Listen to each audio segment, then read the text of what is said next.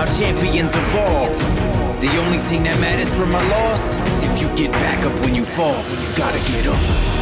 Failure happens to us all, but this is how champions evolve. The only thing that matters from a loss is will you get back up when you fall. You better get up. You gotta get up. You gotta get up. I need you to get up. Get up. You witnessing a champ in the making, fueled by your passion for greatness. Yeah, but adversity and bad situations meet us in the middle of the paths that we taking. But it's what you do after that makes men. Will you quit or will you stand up and face it? Tell me, do you have what it takes to swing back when this life asks for the fade? Can you tell me you'll adapt to the change when a punch lands and it puts you flat on your face?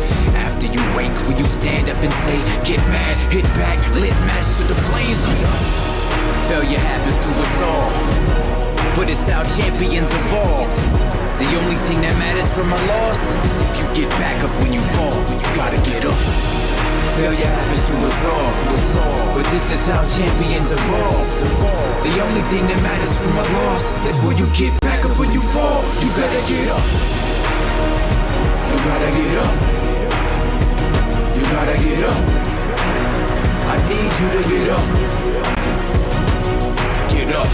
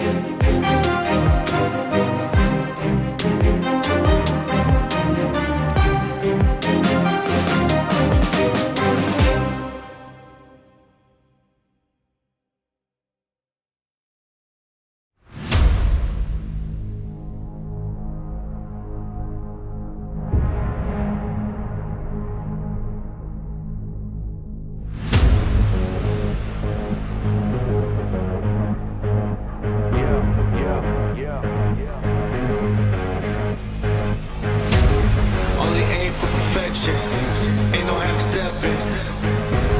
I'm gonna take you back, spitting facts, you gotta live with that.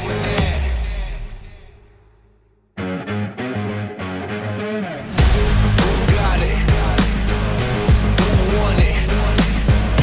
No problem. We mobbing. Who got it? Who want it? No problem. We mobbing. Raising the belly of the beast. There were days where I barely had sleep, but I had to work more than competition. I can't live like the opposition. Living everything I dreamed of, doing everything you think of. The way I work, I'm on the brink of doing everything you dreamed of.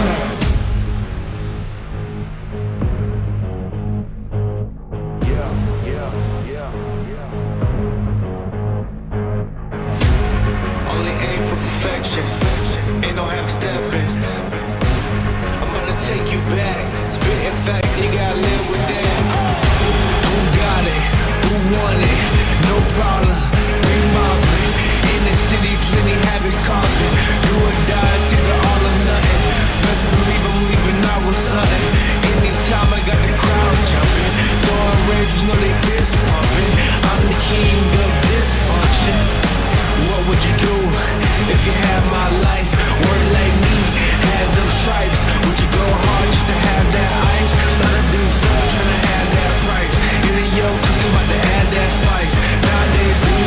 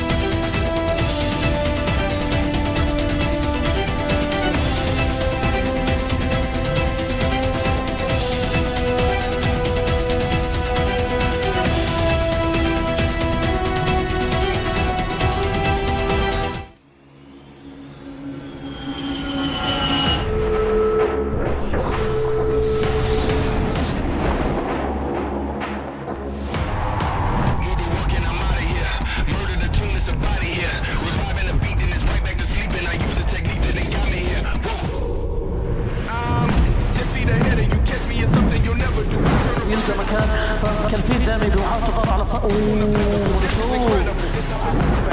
وبالمخطبوط العراق موجود معانا ليخلص مدفع تواجد الدي سبورت تكسر الوضع تاع اوبا حاليا على هرب لوحده بالصراط هذا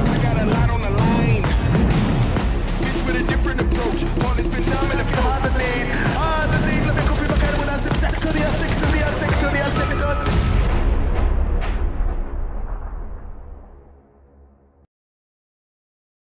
Welcome back, everyone, to the final day of the first Super Weekend here at the PMPL Arabia Full Split 2022. My name is Highland Wolf, and thank you for joining us along the ride. If you want to get involved, go directly into the show. You can let us know on all of our social media, there, YouTube, Facebook, and TikTok, using the hashtag PMPL Arabia, and jump into the conversation. Also, we've got to give a big shout out here to none other than the Monster Energy, the official energy drinks partner of the show.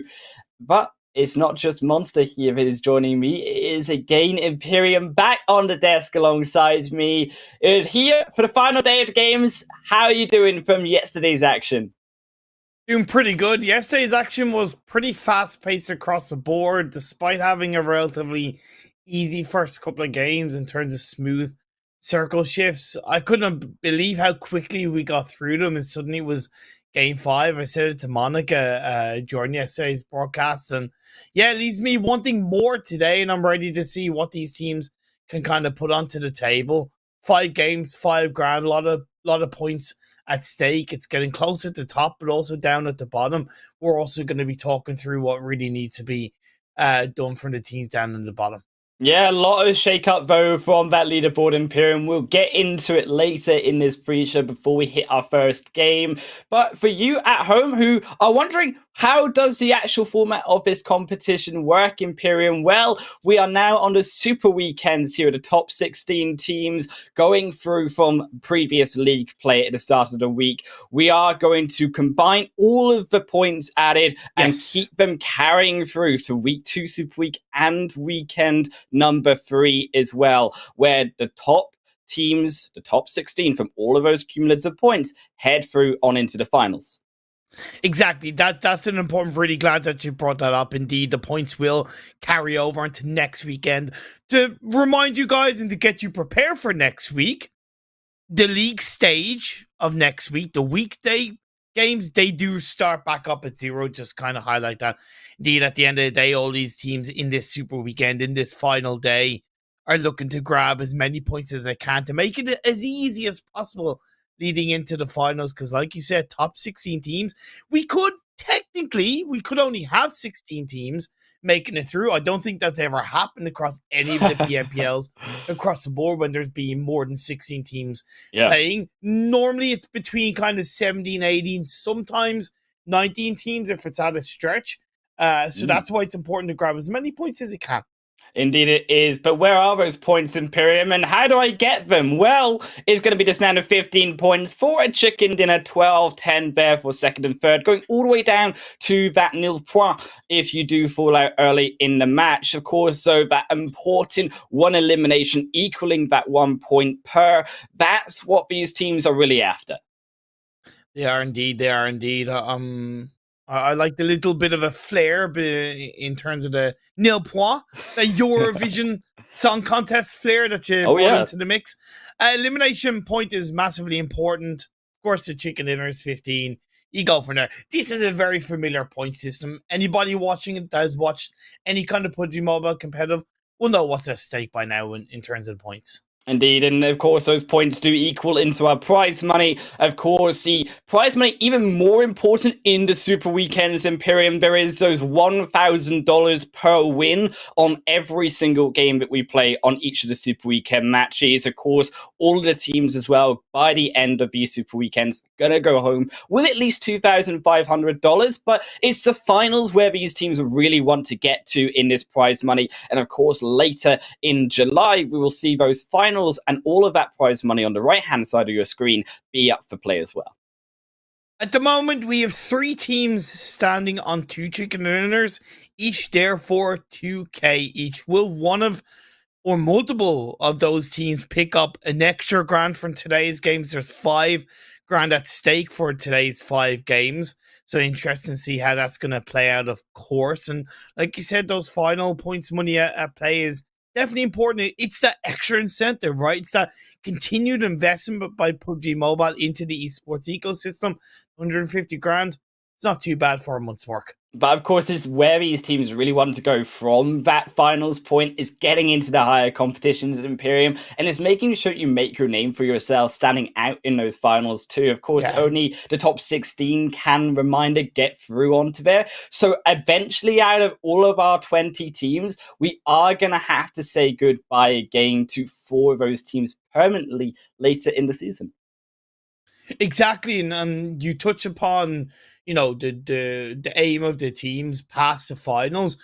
It's something that I touch upon on broadcast, and we're of course going to want to continue to bring it up when it comes to the Super Weekend, even though we don't know for sure at the moment.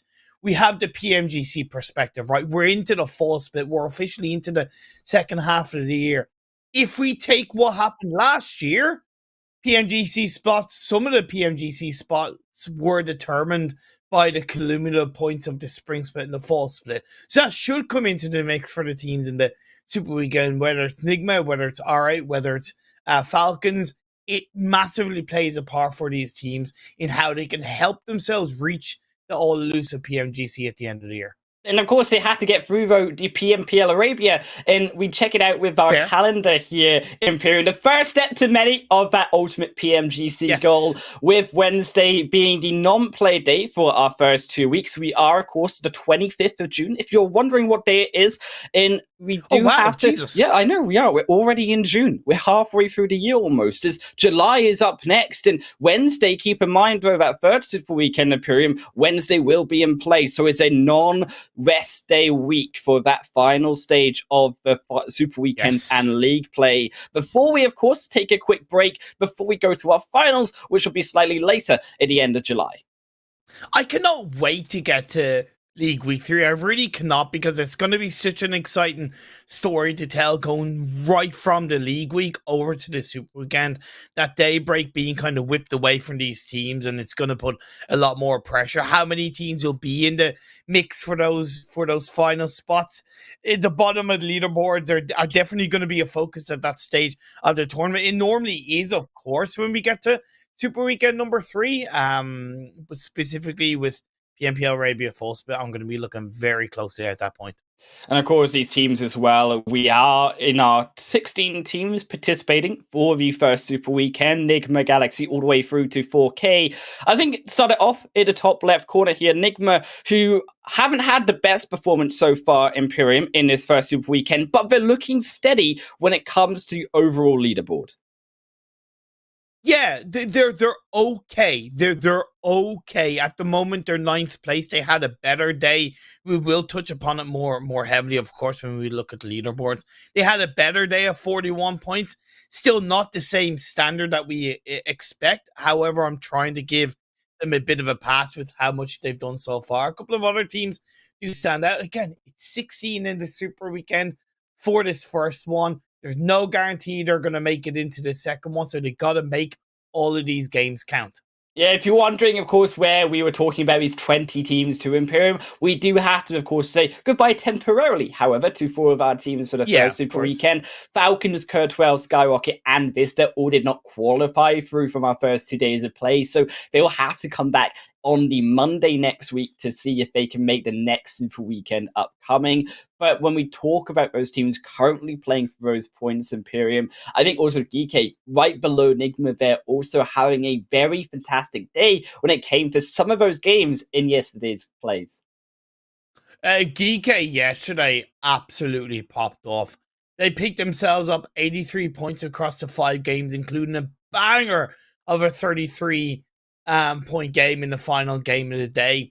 They were on a bit of a tear. Yeah, okay.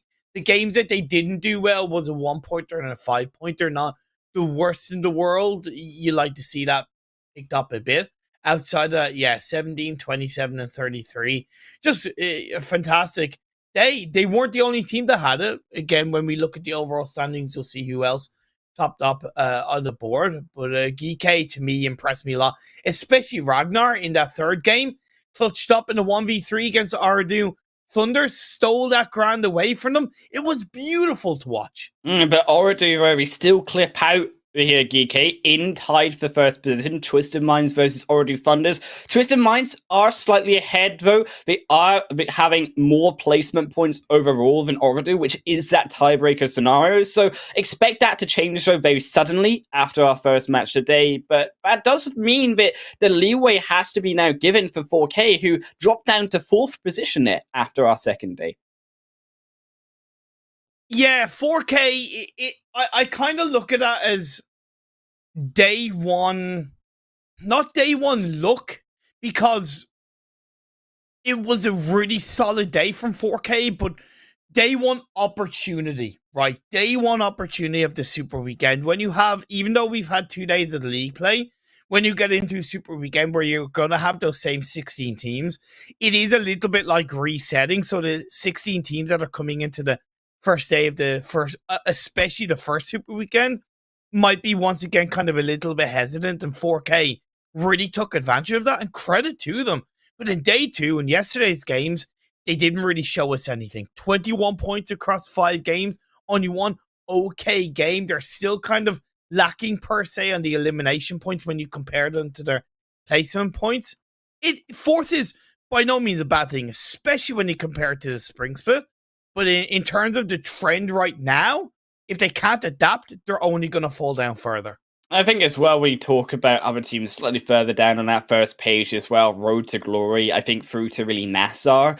Also a little bit up and down, but I think the team that is more fluctuant out of all of these 4 in the bottom half is, of course, YALLA. And YALLA basically have phenomenal Sanhok matches, but they are going to have to pick it up today. As you say, Imperium, we don't really know what kind of YALLA we're going to receive on each day, hoping that we get another good performance here on this, what will be this second to last day.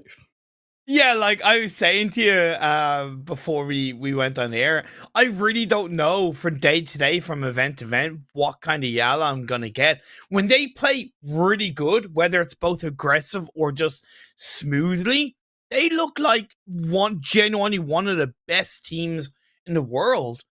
However, when they play bad, they feel and come across like a tier 3 team. And I don't say that in a massively horrible way. I say that in a sense of it's a bit of a shame to see that happen. I hope they find that middle ground where they're performing strongly and then they're able to build on that. But at the moment, I am definitely uncertain coming into what kind of YALLA we're going to see day to day, and it remains to be seen as we move on over to the second page. And this is where things do start to get a little bit more scary, a little bit more anxious for the teams in the bottom half, Highland. Yeah, of course, NIGMA, I think, are some of the biggest surprises. Also, our rate down there in the second half do need to pick up a little bit more points. They are, of course, above the average points that we were talking about, which was about that 6-point mark that we saw from the last season back in spring. But it's certainly not going to be a comfortable position. You want to gain as many points here in the first Super Weekend because it's about building that safety cushion, that safety net for yourself.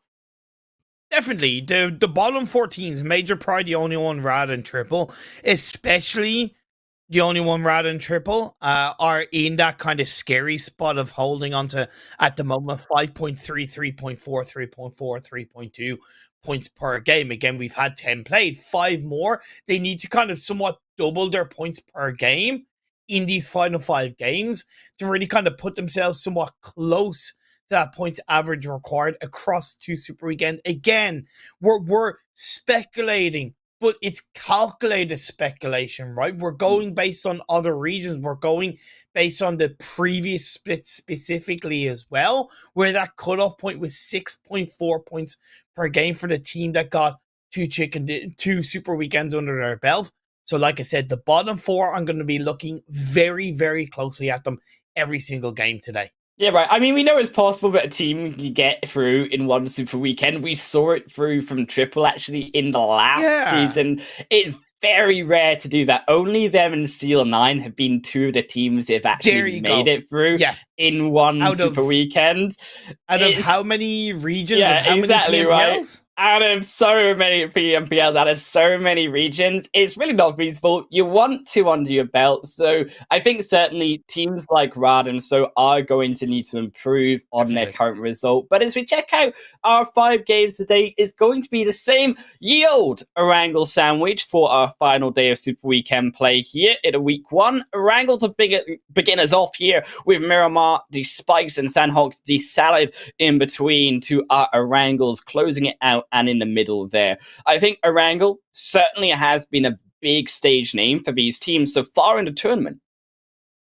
It has, and it always should be. It should always be the priority map across the board, seeing as it's where the game started from. It's you know, it's like an old fashioned, right? It is always reliable, always entertaining. You can't go wrong with it.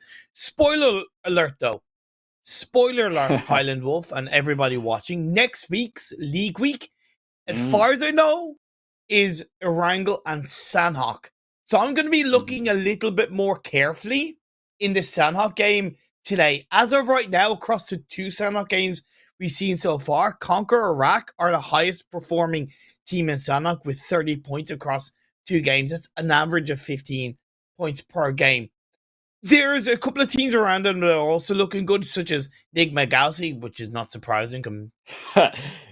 Yeah. You know, considering they generally pull off a heel strap. But the point is, you know, teams that can get a little bit of control under in Sanhok could find themselves in a lot safer position come next week's League Week. I know that's spoiler alert and I'm looking ahead, but again, it's always important to kind of just have that eye on what's next.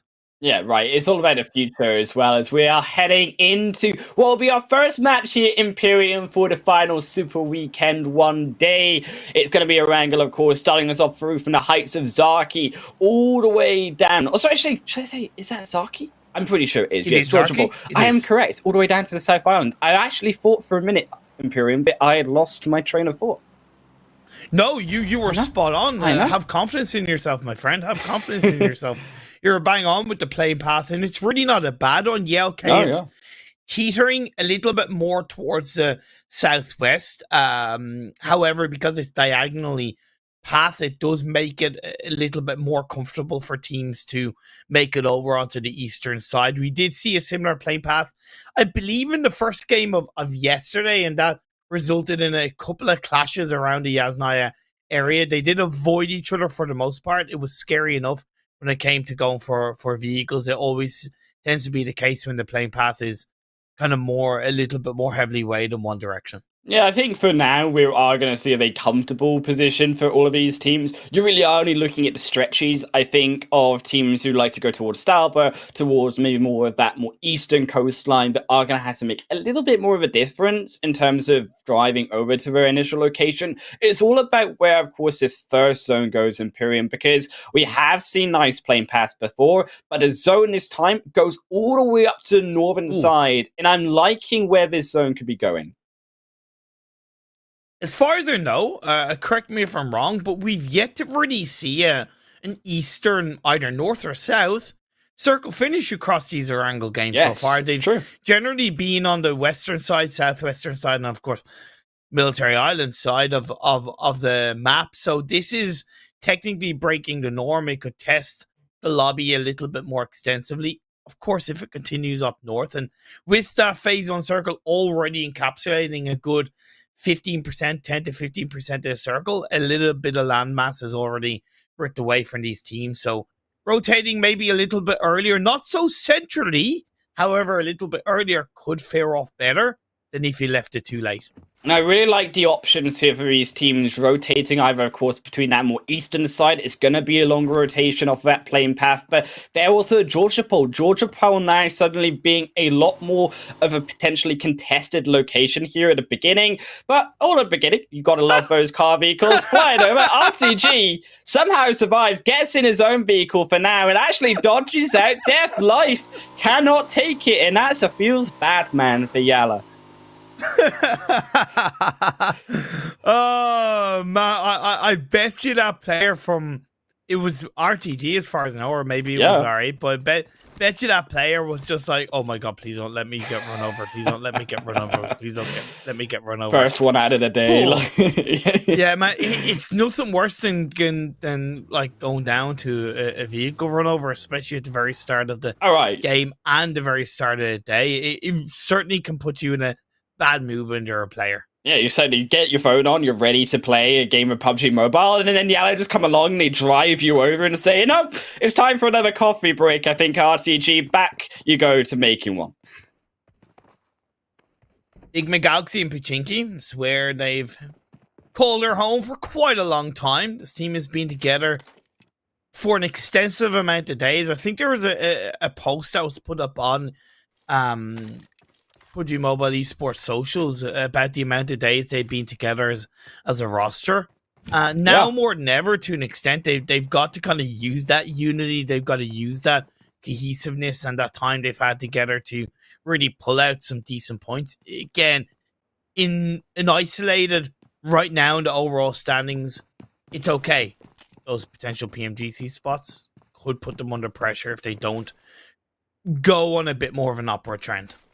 I think that for NIGMA, I'm not going to worry too much about them. We've seen this in before. It does tear me a little bit on my emotions. I think with NIGMA, I would like to see them do better earlier on rather than wait till last Super Weekend, which is what we had to wait for in the spring season. But we know what they're capable of, right? We've seen that they are certainly capable of PMGC, but in their own region too, getting that first position there. And then in the MEA championship as well, getting that first place again. So it's actually very comforting to know that when NIGMA are on the form here in Imperium, they can do well, not only in the long tournaments, but the short tournaments as well, like the MEA championship.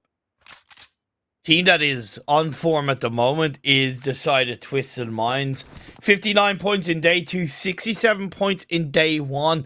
At the moment, they're the team that, at least in the top half of the standings, that have the smallest distribution in terms of points between day 1 and day 2, right? Only kind of 12 points between those 2 days. So they've been extremely consistent when you kind of do think about it. Yeah, okay, they haven't had the heaviest amount of 10 to 12 point games in those 10 games that, you know, kind of good games. However, they still performed in the games required to get the points each day to continue to be at the top spot. So Twisted Minds, they're scary, they're dangerous, they're feeling good, they're feeling fluid, and it seems like this new roster is really starting to find their groove. Exactly, and I'm glad that you mentioned that, because obviously the removal of role keys from that roster definitely, I think, hurt them in the first few days of play. That league stage, it looked a bit shaky from times, I think, from Twisted Minds. Now in the Super Weekend, I'm glad to see them already swiftly increasing their capabilities and getting that consistent performance on top. They are in that pole position, but I think the surprising thing that for Twisted Minds, at least, they have shifted a little bit away from that elimination, that aggressive side that they used to be in the fall season in 2021, the spring season in 2022, and they've actually more become a solid team throughout, and they've evened up those placement points, which is that type of improvement we want to see. We saw it from R8, I believe, the only other team that really did increase that coming through into the 2022 season as well. But it's up to these other teams too, who need to also be able to make those consistent end game performances. R8, I speak of them, Castica, so Banda gets knocked down. Great play by Major Pride. And R8 should have had so much more awareness, right? They should know that Major Pride drop on South George. If R8 don't get their stuff together and move out of North George earlier, that's going to be the result. And it's a typical result.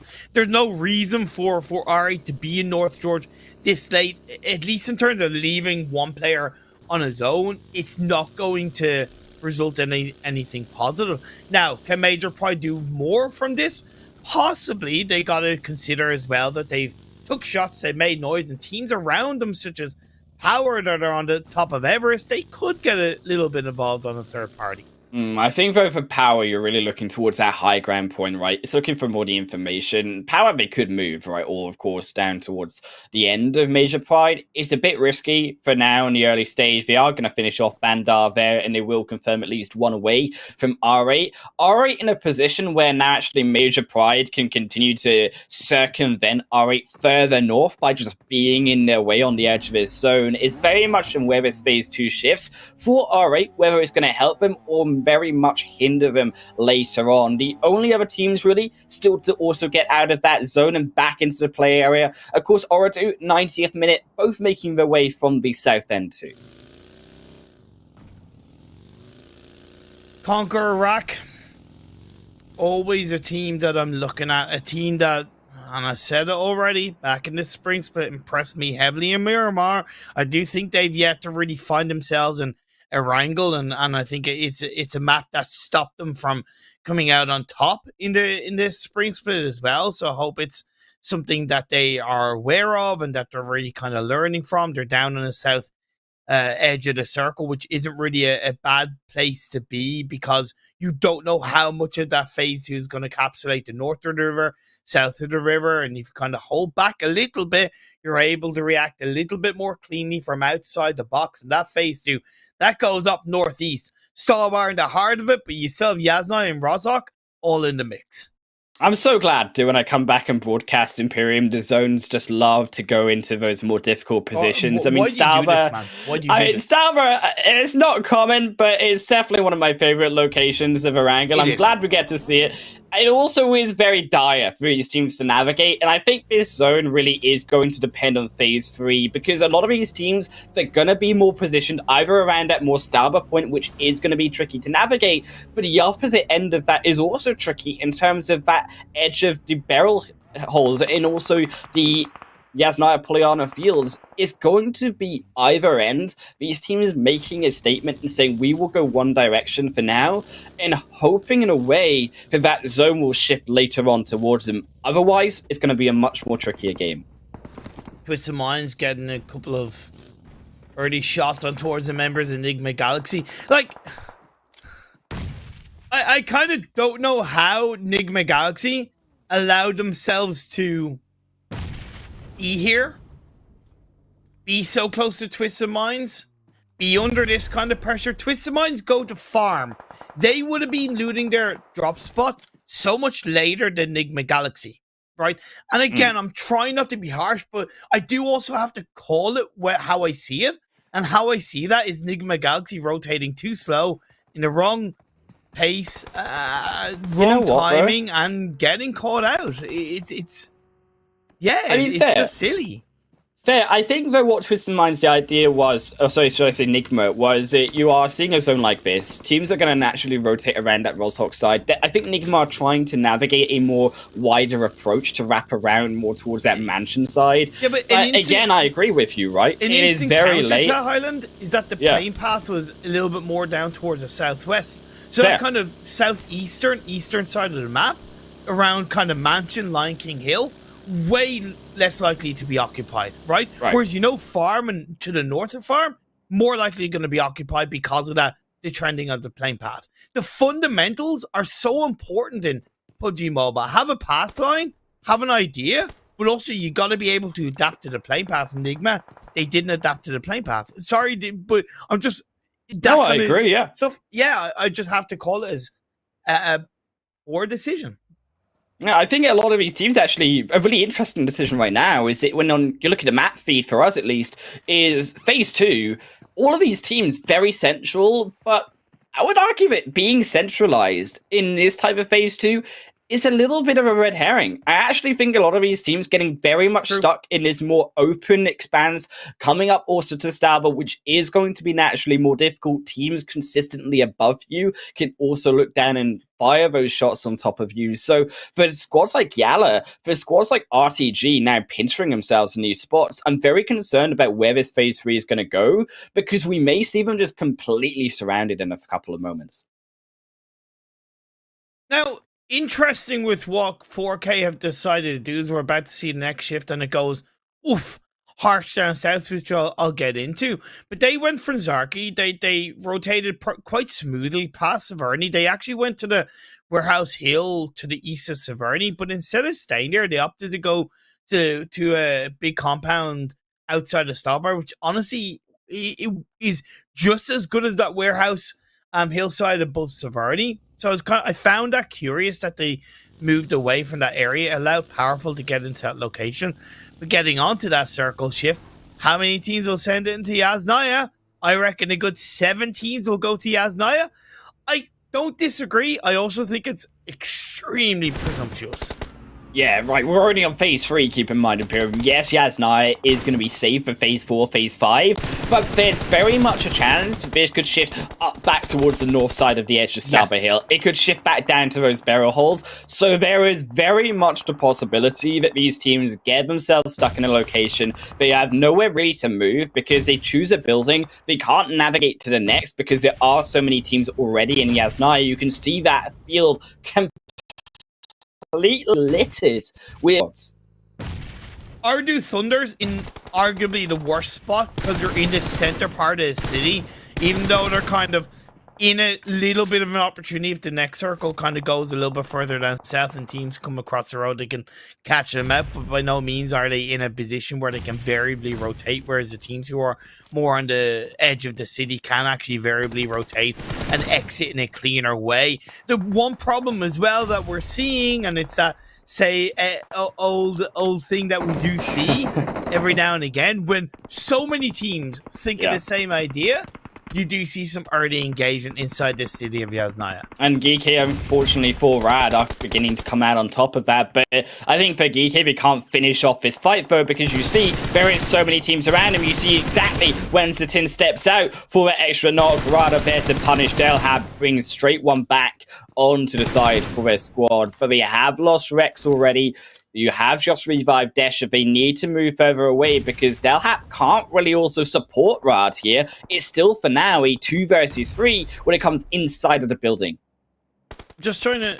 I said 17s would go to Yasnaya. I'm kind of currently counting 1, 2, 3, 4, 5, 6, 7, 8, 9, 10 teams. It's correct me if I'm wrong. Central style, right? Yeah. I think 10 teams are inside Yasnaya, if I'm not mistaken. And you have 1, 2, 3, 4, 5 teams outside. So we're down to 15 teams. 10 are inside the city of Yasnaya in some way, shape, or form, and 5 are outside. I absolutely love how CONQUEROR have played this game so far. Remember how I made note of them being on the southern edge of the circle? They've gone for that wider rotation. You kind of mentioned that maybe NIGMA Galaxy were doing that.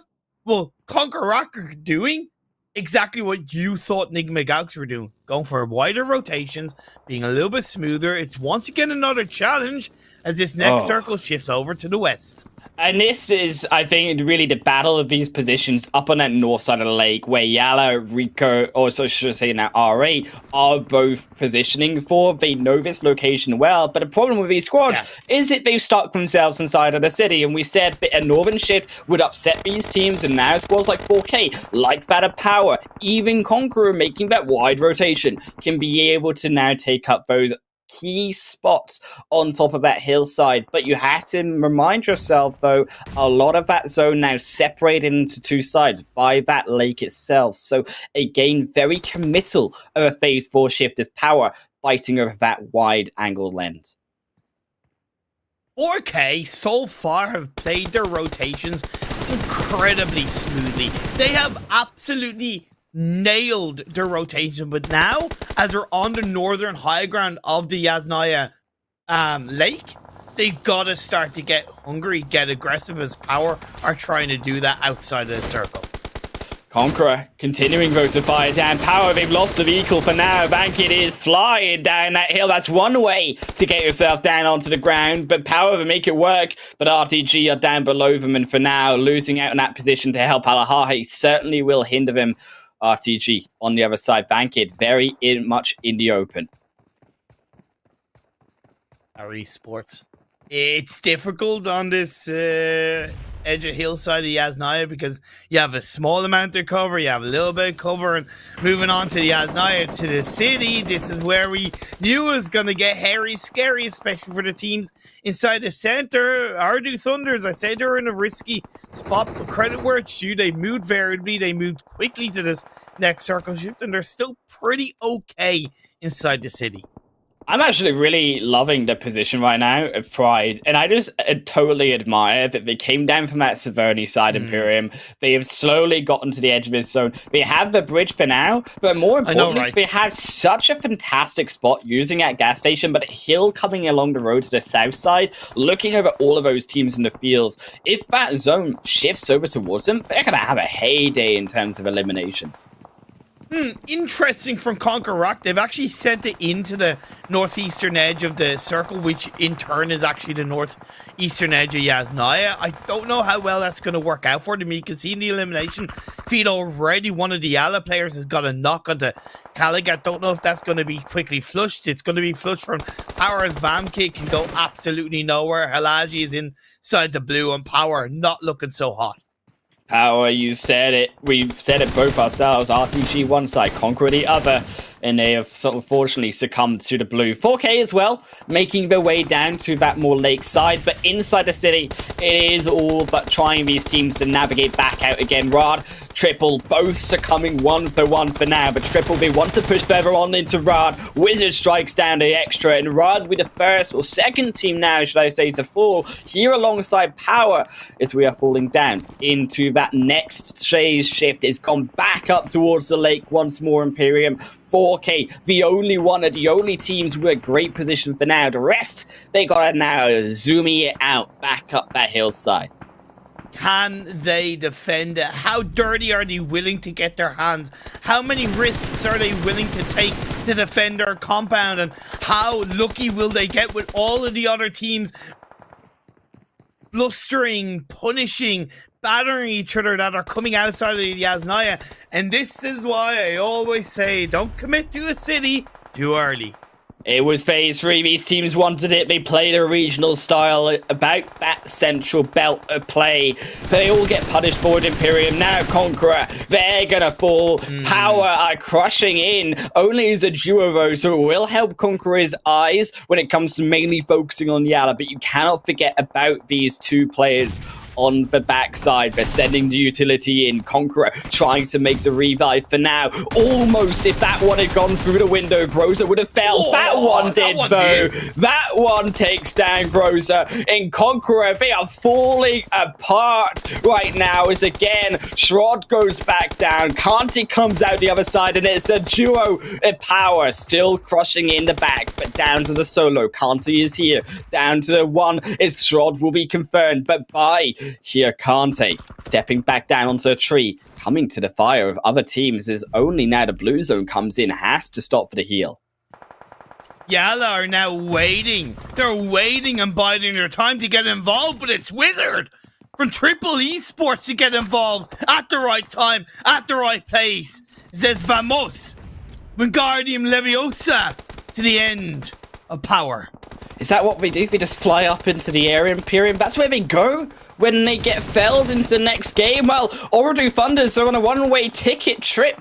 As GEEKAY send one of them there, Osama's going to be knocked for now, and Guy looks to try and confirm it, but here OOREDOO, they're stepping on the front door of GEEKAY's home, and GEEKAY say, you are not welcome, Guy, but cannot find them in amongst the smoke. So much smoke, so much utility. CONQUEROR go down. I question that rotation into the northeastern edge of the city, and honestly, that's just a result because of it. I thought that might happen, but OOREDOO Thunders and GEEKAY, they're continuing to fight. They're continuing to engage. Guys is taking a bit of damage, but so far, he still holds onto a building. GEEKAY are on the edge of the zone, but where's that next shift gonna go? We gotta see it. It's going back away from the lake, back down onto the edge of the mountain itself. GEEKAY gonna lose out another though, is again, OOREDOO will not let up their assault. The zone is behind them though. They need to make the move right now, and they are gonna do so. Ragnar's the only one, but I don't think he can pull out a miracle play against OOREDOO this time. OOREDOO are on the front, they're inside, and Ragnar, Satan, they've been caught on the edge. A 1-for-1 trade is not enough. Smoker barely survives, and GEEKAY down only to the solo. Geif is still there, but so low. Ragnar makes it work again. Smoker is on minimal HP. Looking for the nade. Won't find it. Ragnar back up though. Smoker has a little bit of a disadvantage. Ragnar still not moving from the position. Will hold. Looks for the drop shot. Can find it. Ragnar does it again. In OOREDOO, Thunders have been their kryptonite here. There's GEEKAY. They take them. Silence them. Triple. Now YALLA up against each other. Phase 6, Blue Zone starting to close in, and the dust is settling, and we've been whittled down to only 26 players and 10 teams. 90th minute, one of those remaining teams, but they are suffering at the hands of NIGMA. Galaxy Tam goes down, and the caster curse comes through, and down go 90th minute. It was a brilliant nade by NIGMA all the way down onto the smoke. Nowhere to run here. Twisted Minds as well, playing down the Fisher game. They will look to try survive for now. The shots are coming through. His Vigors will need to come up for auction at some point. Believe it or not, he is not growing kills. He still has to breathe through the map. ESPORT still continuing to get involved. I can't believe they've been able to survive for so long. Up to 5 eliminations with just 2 players left, hanging onto the side of the wall. But those walls can only take you so far. They're going to push into the buildings, Highland. In triple, they take down Life as well, right as the blue zone encapsulates him on the edge. Sanji, he's not even there for the fight. Looks maybe a surprise now as he steps outside, but are triple ready for it. They're in the shed. They've got a bit of space to buy for themselves. Clever is going in for one. Will go around the backside. Now another through the front door, I imagine. Sanji knows he has to take out the 1v2. Can hear the footsteps. Where goes one inside? Sanji's still waiting on the edge, waiting to try find one. Can't even find any. In your wires will silence down YALLA into 8th position, but there is still so many players inside the mountain and the hillsides. GEEKAY gonna join YALLA as NASR send them there. NASR, one of the teams that waited on the outskirts of the city and were rewarded a little bit, but now NIGMA, another team that avoided all the buildings of Yasnaya, have been able to, as a 2-person team, do something with this, but now the only one being inside this compound for quite a while need to get down and dirty. They do, and NIGMA go down. And it was that beautiful molly that sent them packing. Twisted Minds finally will step up as the clearing begins to surface for them. But the only one, they've got all 4 players. Major Pride, they've got all 4 players. Beautiful. And they're both making it work. Dami caught midair. Is frozen. Will close off the entrance. Vigors now in the smoke. They know that there's no way up really here for Twisted Minds. They will revive, but can they survive longer than squads like NASR Triple D? Major Pride have played this game wonderfully. I always regard that northern high ground of the Yasnaya River to be such an excellent spot to play from when the circle is around this area. Major Pride, I believe they push her into 4K and they've taken control, but there is a little bit of a risk as the Phase 7 Blue Zone is closing in. They are under a little bit of threat from Triple Esports. Triple continuing to slowly make their way in. So are Twisted Minds. This Major Pride. Frozen still there on the edges. Finally now, they make their way in. Major Pride will hold their position firm, though they have a great one for now. Is for the only one coming in the other side, but that was a beautiful nade by Dami. Takes down 2. Maybe look for the 3rd. Jesus. Yes, they do. Twisted Mind finally will get one back, but it's not enough. It's a 4v2. Major Pride clean away. Triple. NASR, Batika the solo will fall out 3rd. And Major Pride will clean this game steadily through. It's Major Pride. This is only them to lose. And Vigor will fall first. Dami takes down an extra, but there's too many numbers. And Major Pride claim the first chicken dinner of the day. About time in an isolated way, Major Pride showed up in that chicken dinner graphic, in that winning team graphic. Too many games across the Super Weekend. They have done just meh stuff, right? Yeah, it's okay. It's meh. But this game was so much better. They knew exactly how they wanted to play it. They knew exactly where they wanted to control, what they want to do. Even right early on, right? Getting the jump on R8, picking up an elimination point onto R8, that level of manipulation and suppression coming into the western edge of the circle, perfect for Major Pride. And like I said, I was kind of keeping a rough track on where they were. I lost someone we had the cluster of teams fighting in Yasnaya, but at the end of the day, they set themselves up for a beautiful win. And I think also when you look towards Twisted Minds, who took that extra little position from 5th to 2nd overall, as we take a look at those standings, was a beautiful double into the triple utility knock. Then finding the last one, gets themselves a 19 total points, and that's going to boost them so far up those standings. The only one... I understand, and I understand that this is definitely tough for them. It is. And I'm gonna give them positives and negatives. Positives is that they didn't commit to the city, so that's an automatic like plus 10 points in my head. Then minus 15 for the fact that they didn't take full advantage of it. Right? They didn't get aggressive enough. They weren't hungry. Like 2 elimination points from the position they were in. That is definitely kind of wasted potential. Well done. There's more they can build on, and let's see where it can take them throughout today. And NIGMA, in their own right, it was solid recovery. Yeah, solid recovery. As we take a look at that second page as well, Imperium 4K going to lead a charge to the second page. There's only 4 points for them. All of these squads below that average 6-point mark, but really looking for these teams to be able to muster. And unfortunately, again, a 0-pointer for R8, who I just felt never really got off the board with their right rotations. They tried to come through from the south or north side of Stauber, but then they went straight back in, I think, on towards that city, which just felt a bit mismatched and trying to play outside the zone, but then also want to play inside it too. And that was the same with CONQUEROR, right?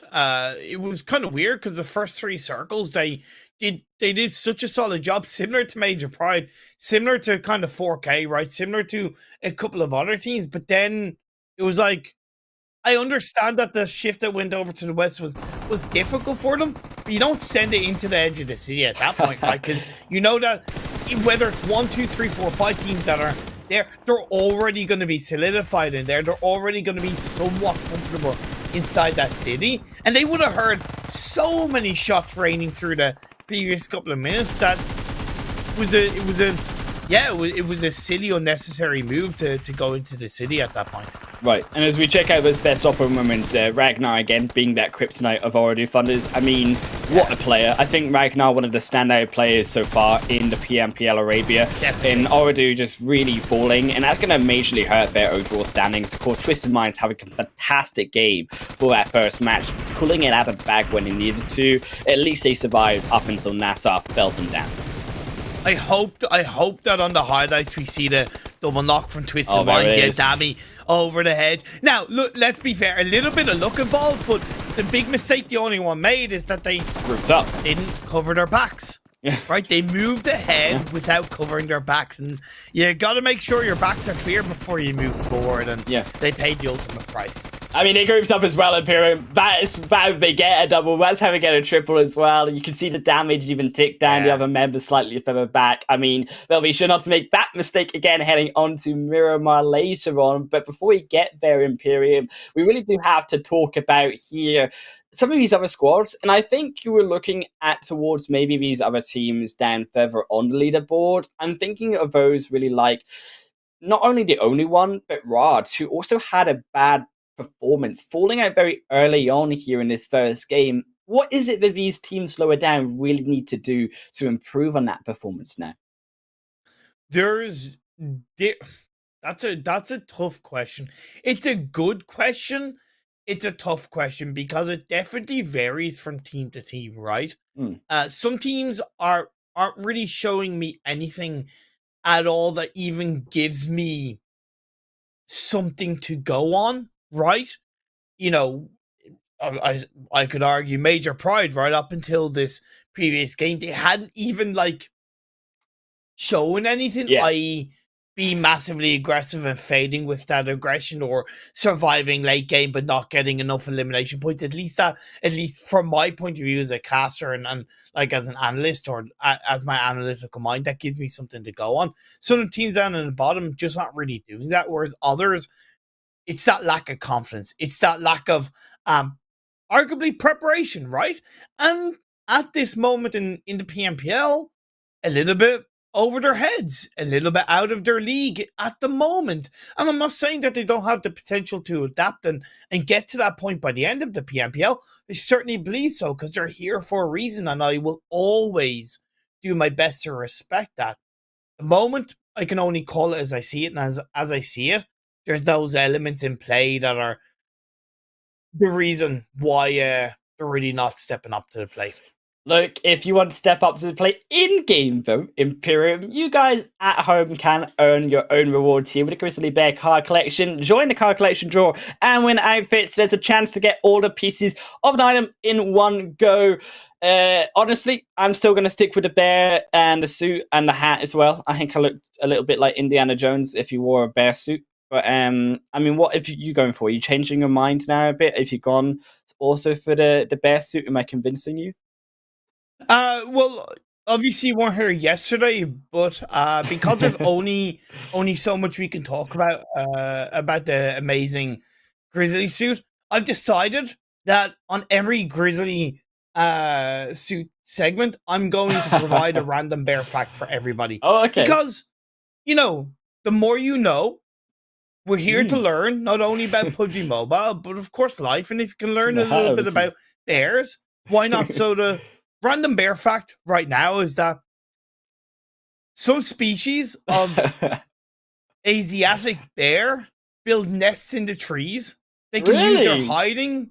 They can use these for hiding, eating, and even sleeping. Now, that's not really an interesting random fact, but it is a random fact. I'll try and pick a better one for next time. Look, honestly, I'm going to go for it because I didn't know that bears were going to go all the way up into the trees and build nests like birds, but apparently they seem to be growing their own wings to climb up on the leaderboard. Also, these other teams going to climb themselves up on the leaderboard to Imperium, as I think we are now looking at that difference overall, right, between the likes now of Twisted Minds coming in onto the Miramar match. What is it that really squads like you're looking at OOREDOO can do now that the points have begun to separate? Just play your own game, right? At this point, teams like OOREDOO, and I would argue like the top 5, at the moment, top 5, are really playing at a overly decent level that they can focus on, of course, grabbing as many chicken dinners as they can, but preparing for the finals.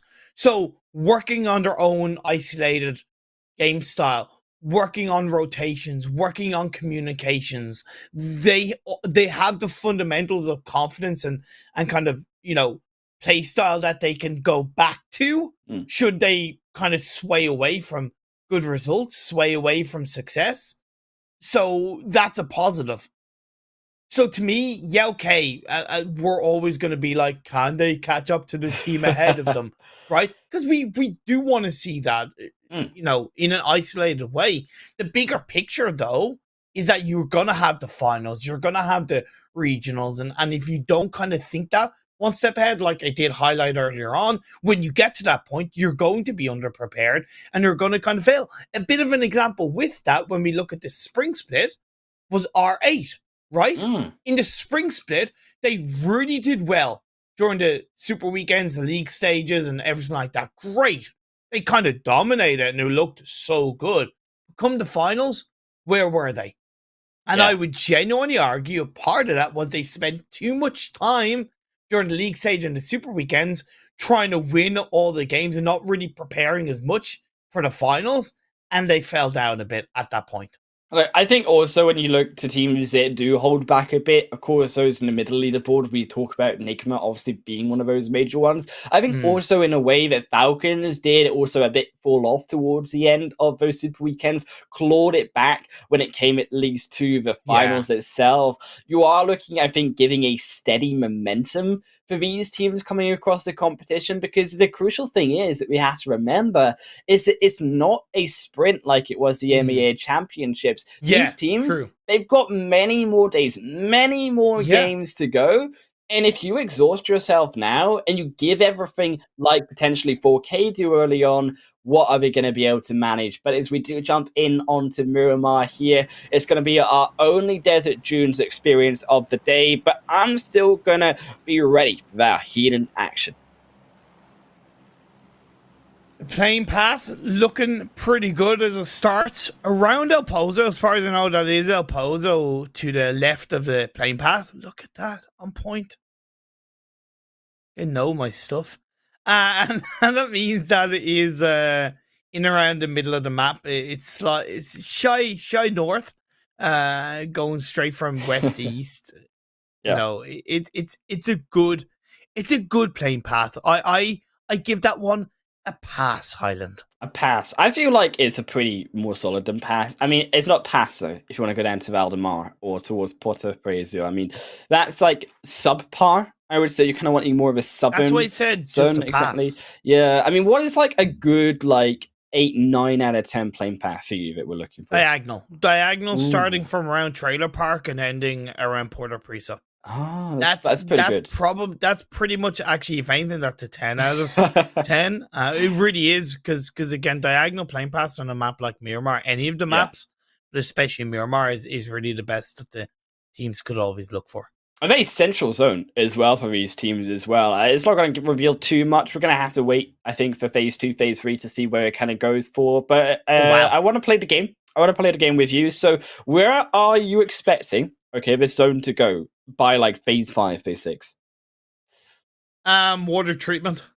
Oh, we're playing that type of game, like Death Valley style. I don't know, man. That's my level. Question like that. But it's not what I actually expect. But I can't expect a certain. I don't personally. I don't predict circles. I don't try to predict circles because they can't be predicted. Right now, and in my opinion, the algorithm, they realistically can't be predicted.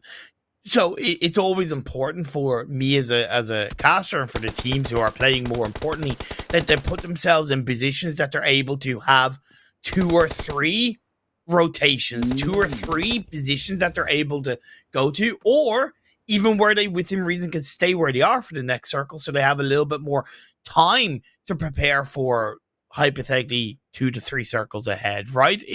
There's so much around that, predicting the circles. You're wasting your time if you're doing that as a player.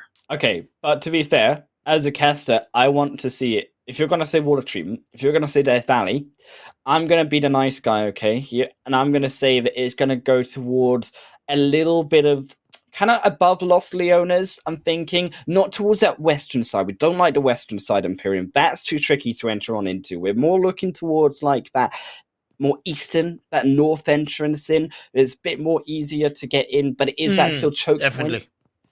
I mean, is that nice enough for you? Did I do well? It definitely.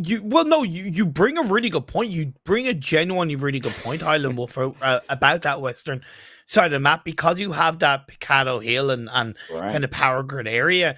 It is like a big blockade, similar to kind of Los Leones being heavily involved in the circle, where you nearly have to go around it. You can go through it. It takes kind of technically longer, and it's a little bit uncertain. But every pathing from that west side through or around the Picado Hill is quite dangerous. So that's a really good point. So certainly kind of it ending or moving quite early on in this game towards the eastern side, I think would be better for a lot of these teams. And also I think the rotations of these teams as well when it comes into the circle, I'm hoping that we're not going to see too many centralized players in this phase 3, phase kind of 2 mark. I'm worried if we begin to see that we're gonna see also a game like we saw yesterday, because on Miramar, or sorry, last game should I say, because on Miramar, it is so much more important to be able to have those choices, as you say, that second option, that third option net. Can I test something on you? Oh yeah, test away. And can I test a bear joke on you? Okay, I'm ready for it. Hit me with a bear. Why did the bear dissolve in water? I don't know, Imperium. Why did the bear dissolve in water? Because it was polar. Ah. I'm gonna go test this. another one on you? I feel like in response, I've got to like lower my seat so I just like disappear off the camera in response of disappointment. But yeah, test away. Test away. Yeah, Like, I think this one's a bit better. I think. Okay. I'm ready. I'm recovered. Hit me again. What do you call a bear with no teeth? What do you call a bear with no teeth, Imperium? I don't know. A gummy bear. Oh my days. That's a tasty joke, that is. That's an amazing one. I'm so proud. I mean, we totally not got the cringe in the audience right now. I thought that one was a little bit funnier. And I'm testing Max because I bad. might switch up from bear facts to bear jokes. Oh, okay. So that's why I'm testing it. Yeah. You know, just kind of let me know in chat with the hashtag PMPL Arabia whether you want bear jokes or bear facts. I like bear. We could like switch it up. We could like bear fact and a bear joke like throughout the stream somewhere, and then they can try find it. Ooh, okay. Yeah. It could be like unpredictable. Yeah. Like you don't know if I'm going to come out with a fact or a joke. Just slap him right across the face with it. Yeah. Wow. Wow. Not literally, I hope. No, not literally. I mean, they might feel like it because it might be that poor, but I mean, we're hoping that we'll get one good one. Anyway. Back to the game, right? Back to what we're really meant to be doing here, which is talking about these teams. Of course, because it's such a centralized phase one, and it was so complementary to arguably quite a centralized playing path. It is a relatively quiet start to the game. I do love CONQUEROR Rack's position right now in around Graveyard. It's that really massive hillside that overlooks a lot of kind of San Martin, Hacienda, and around kind of Power Grid, Picado Hillside, should I say. And they have a 3-1 split, which is arguably even more valuable. They even also, from that Graveyard compound hillside, have Minas and the eastern side of the map covered. So to me, kind of CONQUEROR Rack are in arguably the best position of this phase one. And RTG, I actually really admire these positions. I mean, I totally think that this peninsula and this more northern kind of side of Power Grid, overlooking that main A road coming into that more eastern side, is so underrated now. I mean, I don't know if it's just a change in a way that these players play, but for me, I've always been a fan of the peninsula. I always see it as, yes, it's kind of tricky to navigate for other teams if you are in a fight there, but for the information side, phase 1, phase 2, very excellent work there by RTG to actually move away from the Power Grid where it began and start doing that scouting for where those other teams are rotating in. And of course, we need to also, you know, remember and familiarize ourselves with the fact that this is day 3 of the Super Weekend where we've had the same 16 teams, right?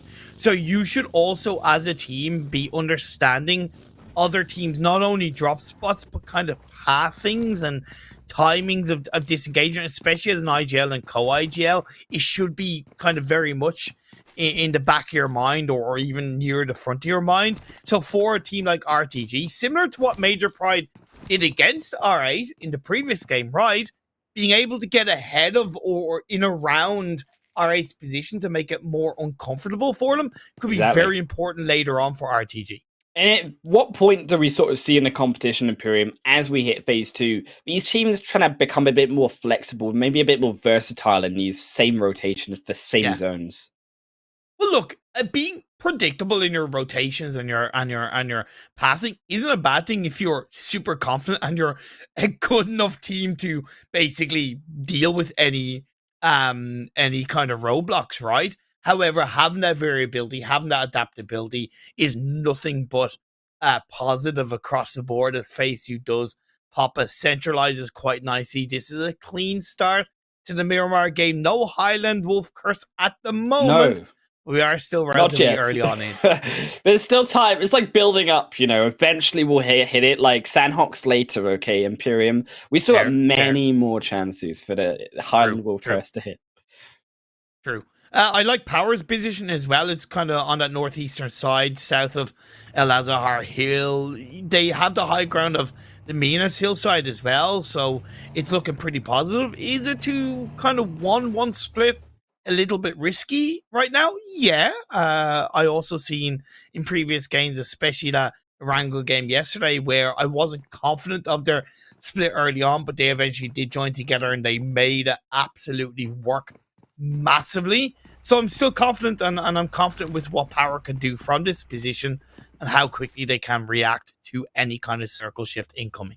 I think it's just more of an interesting position where a lot of those roads do connect there, more in that edge of having another patron heading more towards those Western Hill, or Eastern Hill, should I say. And the POWR is actually just, I think, in more stable position right now, where they are split. They are looking again for that information, like RTG I said did earlier, and you can see that not only in their plays, but also by plays on even these teams elsewhere. So as these teams begin to come in, you see again the scouts, GEEKAY doing that themselves on the south side.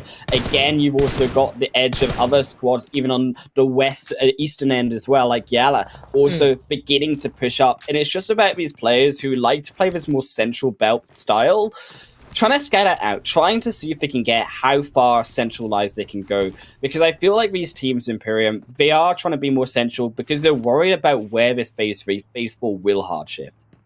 That's true. However, in this phase 2, Highland Wolf, the center of the circle is extremely flat, and it's kind of hanging on to the edge of the Picado Hill, and it's very risky to go to the center right now. That's why we see no team directly in the center of the circle. It's something that I kind of happened to observe even before you started talking about it.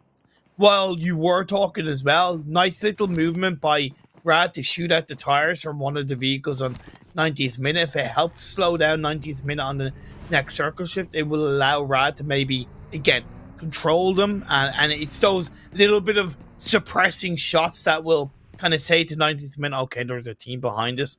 We need to be careful how we move. And Rad and that's can kind of go, okay, they know we're here, but they also don't want to move because they know we're here. We can get ahead of them. We can kind of set up a chance, an opportunity to engage and essentially just counter them in all the right ways. That's a hopeful execution. Whether it comes to fruition is another thing.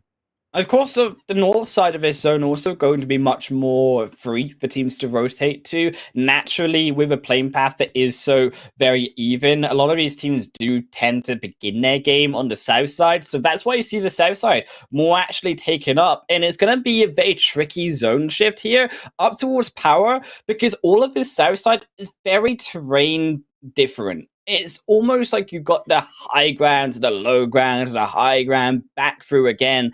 In making that type of rotation, Imperium, it's going to take time for those teams, and they're going to get caught on this kind of edge of zone on the south, coming past Graveyard, where a lot of them, I suspect, are going to have a trickier time entering in at the end.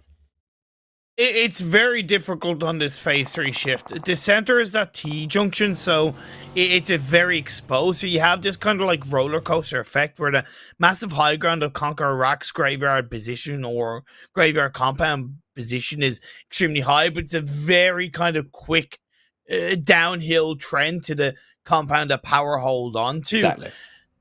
Teams that are opting to try and go for a wider rotation isn't really a bad idea. Nice by Triple Esports. They're quick on that rotation. Hang on to the northeastern side. POWR will want to be careful.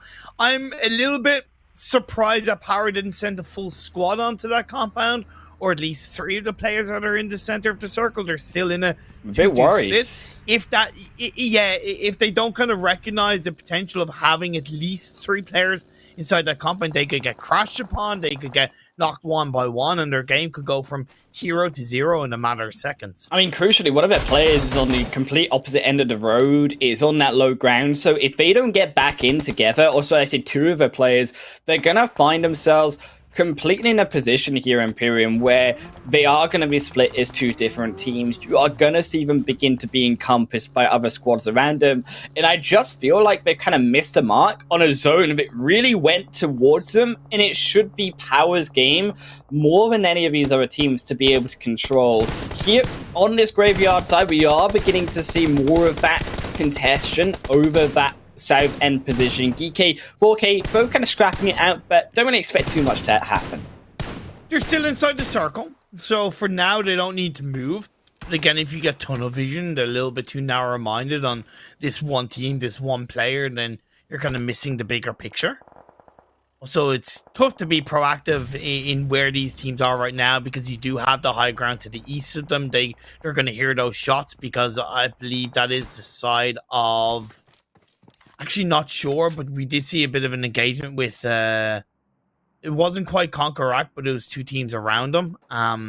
So the likes of GEEKAY and 4K will have heard those shots, and again, less likely to want to be proactive. It was NASR and the only one, as far as I know. NASR still on that south side as well. I think really exactly CONQUEROR have a fantastic positioner right now. The only problem that I worry about CONQUEROR is they are very split. You see that front man on their own. So as much as the information is going by, as much as the position is powerful, I'd actually have loved to see one of those back end players move further up. Thankfully, the zone does go north, so they're going to be forced to do this anyways in terms of bunching up this time towards the north end. But coming out of that compound, that zone for all of those south teams, again, it begins to actually decline on the terrain. The altitude begins to go more flat down to the roadside, and there's going to be a lot of problems where teams might want to actually overly commit past the road to try get a better position further in, rather than just settle for the edge in this type of location. Rad right now are in a compound that are on the north. That's on the north side of the circle, and it's great, but it poses a lot of risk to if a team converges and locks down the hill to the east of it.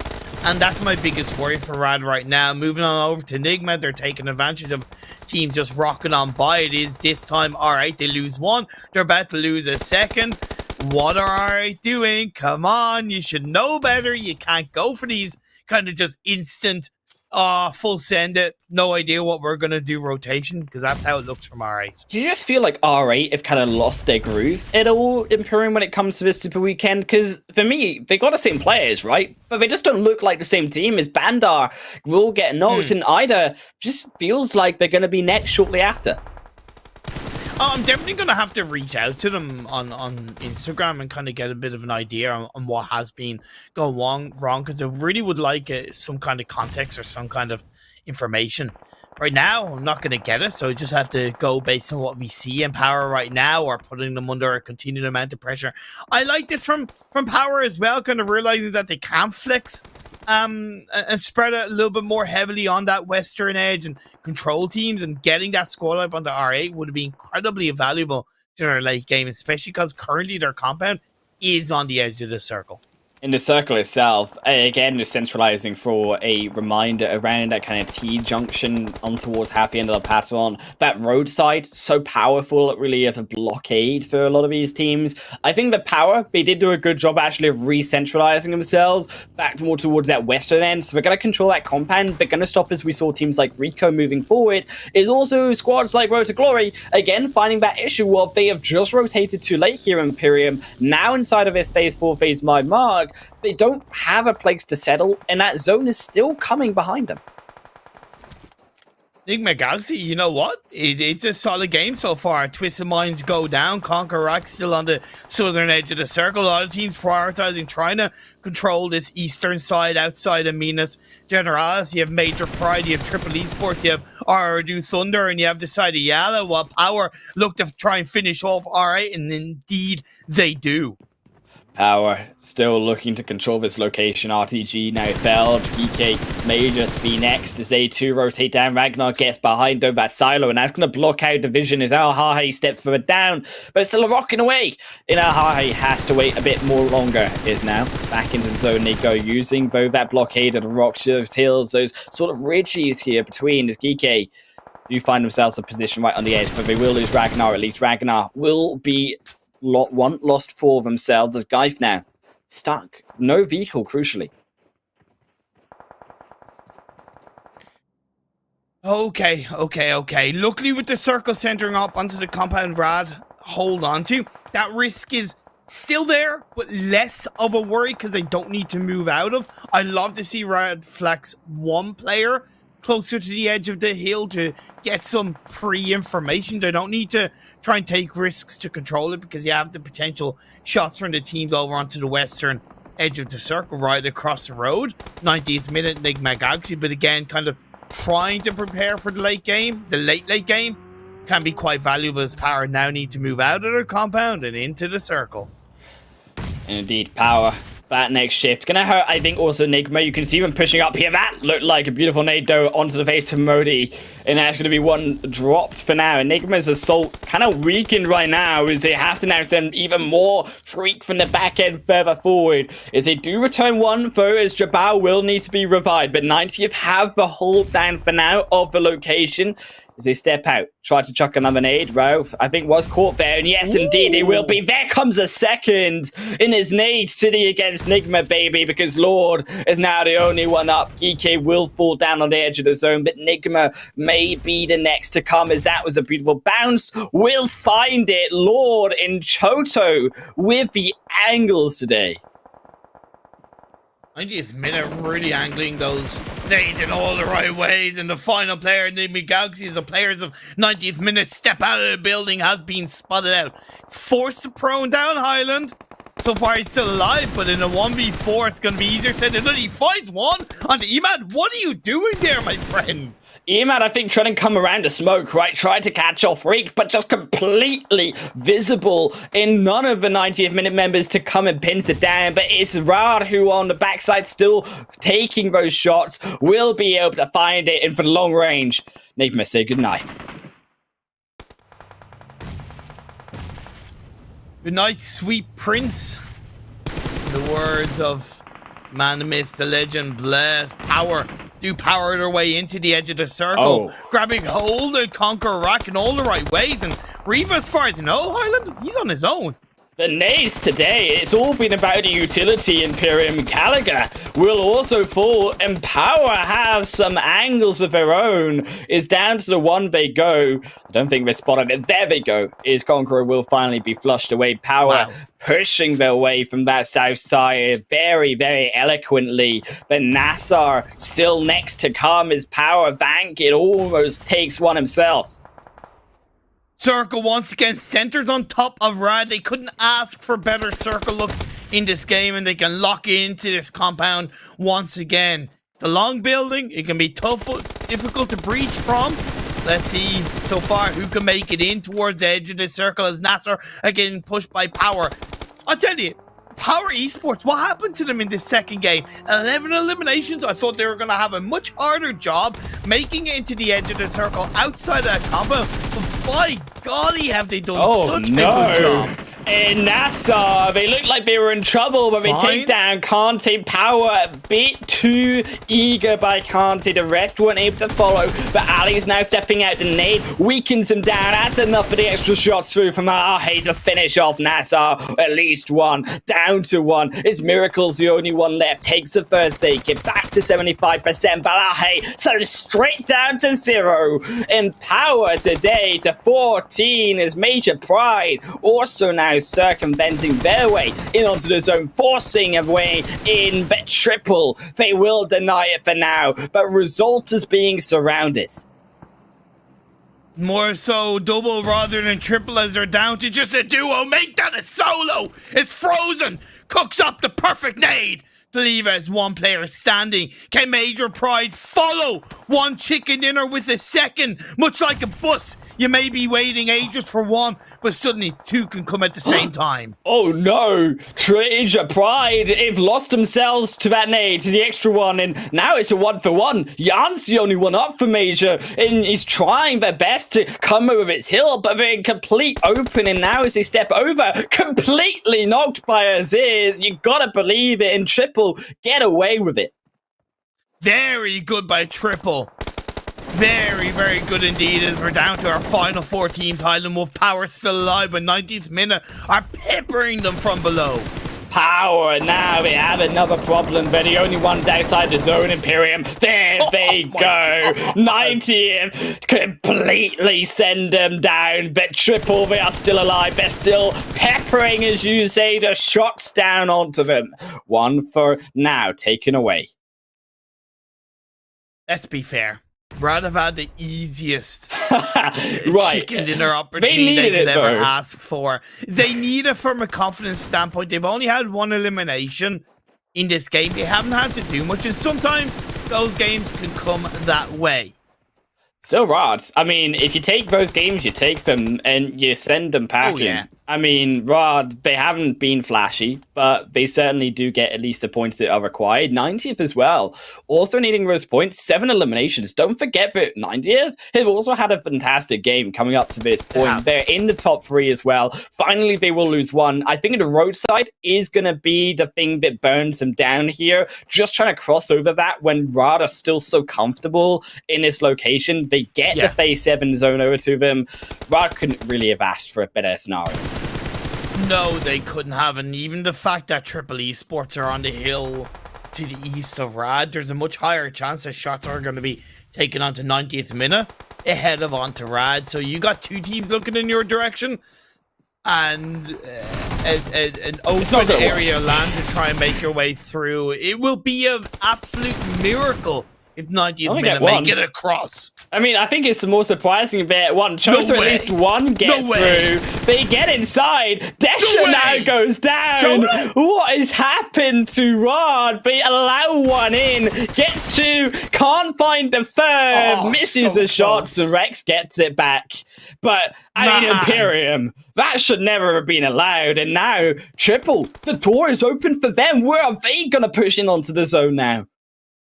Disgusting from Choda. Have they ripped the chicken dinner away from Rad? Or have Rad ripped the chicken dinner away from themselves? Is it their own doing as the camera passes under the tractor and we're getting into the phase 7 blue zone? Triple Esports, they're kind of missing the opportunity to strike. Like... maybe they don't know Hide and Wolf. Maybe they just don't know. I mean, to be fair, there's no more smoke, there's no more shots coming from the road. You imagine that team's gone. So Triple, they really should have been seeing that elimination feed. They should have known that one was left. In Rod now, they've got everyone back up. Triple, they might have just lost this position to steal this away. If they had just ran down that mountainside with a Hail Mary play, they could have easily 1v2'd Rex.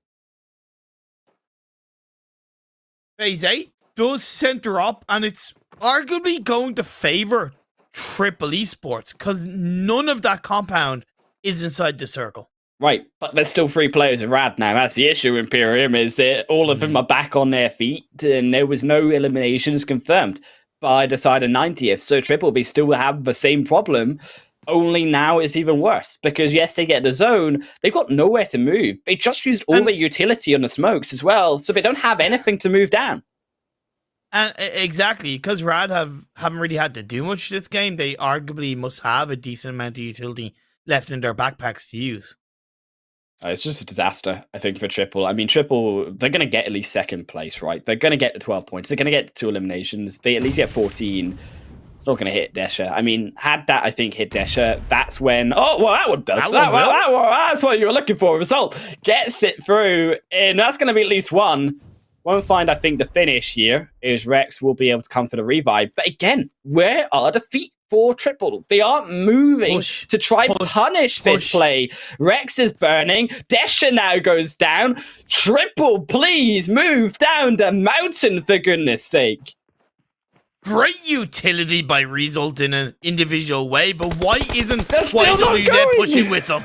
They're still not going. Finally, Rad step out. Finally, they try going for the zone play, but Rad will fall. Triple still slowly but surely somehow have gotten this win away. Delhap will be healing, but there is absolutely nowhere to go. Delhap will be succumbed to the zone. And Triple, they may have got the win, but that was not a clean way to win that game. Okay. Definitely, I understand where you're coming from, and I was in the same mindset for a period of time. I was definitely. Okay. However, the use of utility by result negates it enough, right? Okay.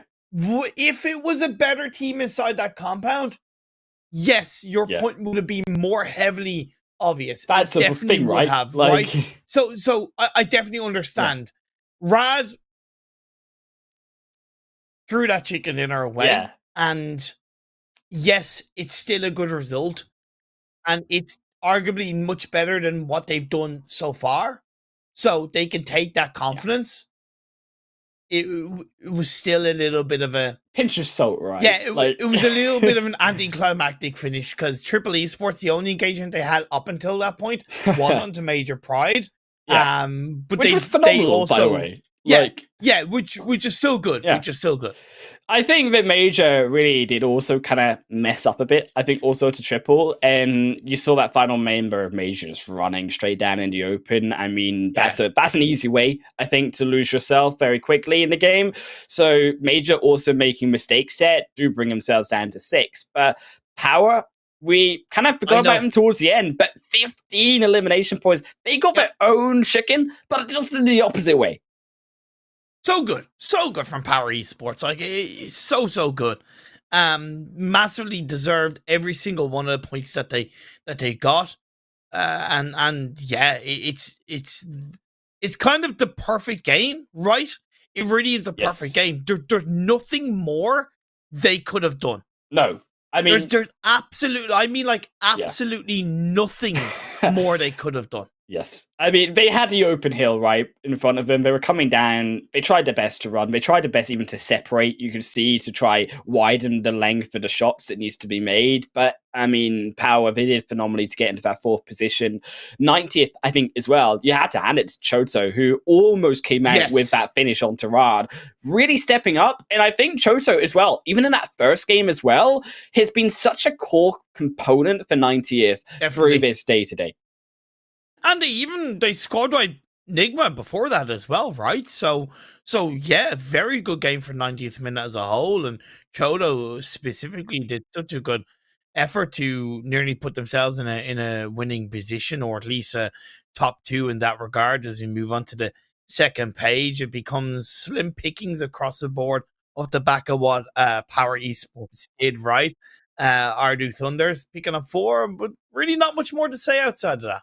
Look, it was a quiet game for the rest because POWR, it was all their game alongside Triple taking the win. But we're going to head back through to a break and our best of moments before we get back onto Erangel for game number 3. We'll see you there.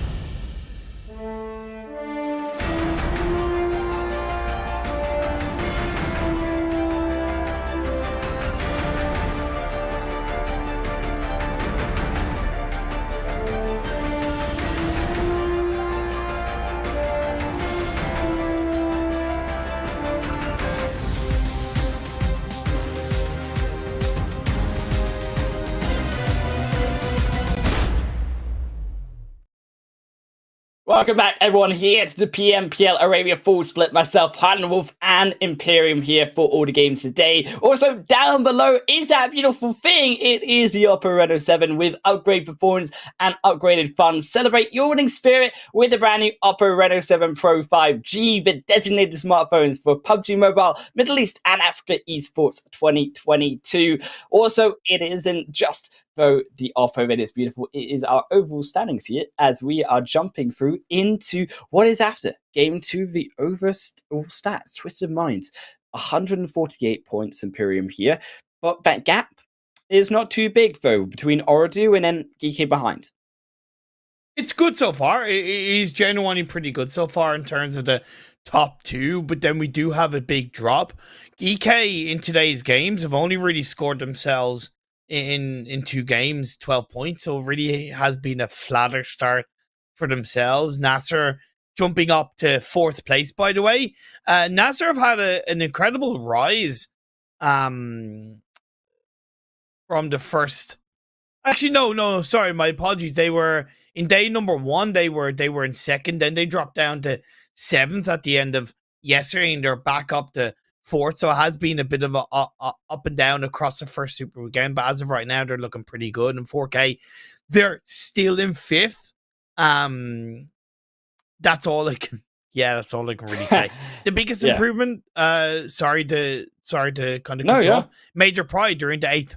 Right, exactly. Major Pride making it through, I think, with that second game. They got the extra points that they needed to. Have been a steady rock, I think. Nothing too fantastic so far in the Super Weekend, but nothing too poor either. And you sort of see that again with RTG having kind of that meh kind of performance. Not too bad, not amazing so far, but waiting to see what these teams in the bottom half of the first page can do to really shoot themselves up. Certainly, I think 4K more than the other 3 because they too have been falling down from that first position and haven't really climbed back up. But as we do go down further to that second page here, Imperium, POWR rising up with that mega performance. Yeah, they're on 84 points. I was surprised to not see them in the first page, to be honest. And I really love the fact that they're on 40 elimination points. I was saying this with Monica yesterday. POWR Esport are the most exciting team in PMPL Arabia so far, right? Yeah, okay, they're a little bit like YALLA in terms of I don't know what kind of POWR Esports I'm going to get. Yeah. But I'm also a little bit more confident that when I do get when I do see and we do get a good POWR Esports performance, it's one of the most exciting performances, right? So I'm on the POWR Esports hype train. They're in a good position. I'd like to see them in the first page as well. Look, we also got to see though Monster Energy, our official energy drinks partner of the PMPL Arabia, and I understand that there is something interesting coming, Imperium, next week with the Monster Energy. But as we hit 3rd game, you at home will have to wait till next week for that, when Monica is back on the desk with Imperium, because Erangel is the present, and we are going down from the South Island, my favorite spot, all the way past Mansion. Looking pretty good so far. Just to kind of make a bit of a note as well for the teams down on the bottom. NIGMA in 12th, YALLA in 11th. They're still okay relatively in terms of the points required per game. If we take NIGMA Galaxy 74, you divide it by 12, pretty standard basic maths. I know it might confuse Max. It's 6.16. It's not the most comfortable. It is kind of just on that tipping point. These 2 teams are generally okay. R8 are a little bit more scarily down in 14th on only 62 points and kind of following suit despite Rad getting an okay result the previous game. They're still only on 52 points. So a lot more to be done from the bottom 3 to 4 teams. Yeah, you're really looking, I think, towards these squads who are expected to be higher. I would expect them to also be higher, personally. I think that about the 12th position, just quite frankly, is a bit disappointing of a performance so far. But as you say, they are, on the other hand, are still very much on the average trend. So they are getting there. I just worry because if you have one bad series of days and you lose out on a super weekend, what does that then do to these teams? Are we then potentially looking at like Falcons? We have a top organization coming into the PMPL and they don't have actually the points there to safely make it in. That's true, and that's the thing. There's no massive guarantees in life. We put teams on certain pedestals and we give them elements of forgiveness based on what they've achieved in the past or what we expect them to achieve in the future. But the reality is, and we can kind of go back to last year's PMPL Western Europe, where Unicorns of Love didn't qualify for a super weekend, and they were kind of forced to qualify for the PMGC via the full regionals, right? As far as I remember. So that could definitely be the case if we, from a speculation point of view, put the same scenario onto the likes of OOREDOO and NIGMA Galaxy, right? Or even Falcons. So, you know, teams do need to, I can kind of say, yeah, we can forgive NIGMA for this, or we can kind of go, yeah, we trust the process. That's okay to kind of say that. But I know that the further we go on and the more games we don't see that NIGMA performance, the more in the back of my head, it will be like, well, could they fall down? Could they fail? Could they continue in the wrong direction? And if I'm thinking that, right, I wonder what the confidence of the players are. Yeah, I mean, certainly you're looking towards Major, one of these teams who are further down south, going to make it as well as, I think, not an organization, but is big, and we know from the PMPL Arabia, but we are looking at Major as players very much experienced, and even I think likes to GEEKAY as well, who have that very experienced roster. What are they going to perform? GEEKAY have been more consistent so far than the NASR, but the other half is that I'm a little bit worried. Are we going to see these upsets now where we say so many organizations are in top form, one of the best we've seen in the region? We are eventually, inevitably, going to see one upset, and this could be the time. Phase 1 popped up, by the way. It kind of complemented the playing path. It's on the eastern side once again, a little bit more centralized, i.e. less up north. So we just have only really about 5% of that mainland is is outside of the eastern coastline. So nothing really to stress about so far. A lot of key areas of the map controllable. The center is risky in its own right because not only is it low down, but it's also just in a bit of a lockdown position per se. So I expect the shelter area, the Potato Hill, the Alamo compound around Yasnaya, and the Lumberyard Hills to be kind of a little bit more heavily prioritized in this phase 1. Phase 1, it is going to be fairly quiet for now. It has gone more as well, Imperium, towards that eastern side. The main portion that I think is going to worry me again is kind of these rotations in. We saw, I think, a little bit more sensible of those rotations on Miramar. Teams trying to stand further back from the center of that zone, but especially on Erangel, this is where these teams, I think, do like to focus more on that central play. And I am slightly worried that when you bait teams into the likes of the island, the likes of shelter here with those high hills and the flats around it can control against these other teams, are we going to see squads try to pile drive their way in? We could. Something I've just observed, and I don't think you observed it too, because it's not something we normally see. Major Pride actually dropped onto Military Island because of the eastern plane path. They didn't want to take the risk of kind of trying to get a vehicle around the kind of maybe Rozhok area, maybe the kind of northern side area, and lose a player. So they dropped onto Military Island. They're now in a position where they're kind of low-key bridge camping in 90th minute on that eastern bridge. Nades are going through either side as Frodo is on his own. Shots are coming in. But yeah, this is an interesting engagement. Now Major Pride, though, stuck in that engagement. Now Jabbar will be back behind and will get himself at least that one elimination temporarily. Milky Way will now force their way back in. It feels like Major, they were trying to decide to cross or to stay to camp maybe 90th. Yeah. But 90th they just show up and slap them. Fair play to 90th minute, right? You know, they definitely played with a little bit more team purpose in that moment. Major Pride, it's like they tried to have their cake and eat it too, right? And I understand the premise. Ultimately, when you're going for that kind of bridge camp, you either need to commit to a full bridge camp in one area or the other, being, you know, spread out the way you were. Still 3-1 isn't bad because you lose a player. And you know what? It didn't work out. Major Pride reacted to that, going for an early rotation across the Eastern Bridge, knowing that that bridge camp is far less likely to be executed because 90th minute know that they were going to be there, and 2, losing a player means it's going to be a lot harder. So at least nice adaptation for Major Pride despite it not working out.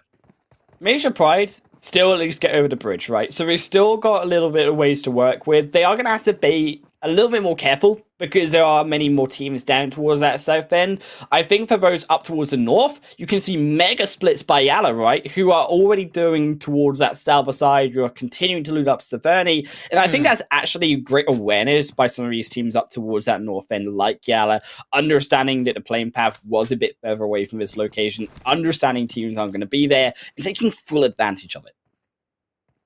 And I did say that not a lot of teams would really be going for the center to circle. I highlighted a couple of key areas. And indeed, the only one are in Shelter Hill.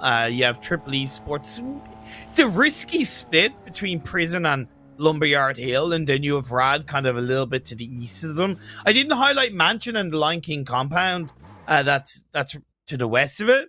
There's still a massive part of this phase 1. You have RTG in a 2-2 split with 4K and around, so you can see on that map feed teams are definitely going to generally where I expected in this phase 1 so far. Still going to be a very quiet phase 1 for so far is NASR continues to move further in onto that zone, maybe take up that more island side. I think that island actually, in between the roads, we talk about just where Miracle and their name tag is just above. Between those roads, very powerful to control teams crossing into a center like this. Maybe don't go for it now, as phase 2 has shifted up north. I actually would love to see them try to take control of that hill just above where they are, heading towards the Beryl Hills. Could actually stop a lot of those teams like POWR, like GEEKAY moving further forward, but they let it up, and GEEKAY now control this section.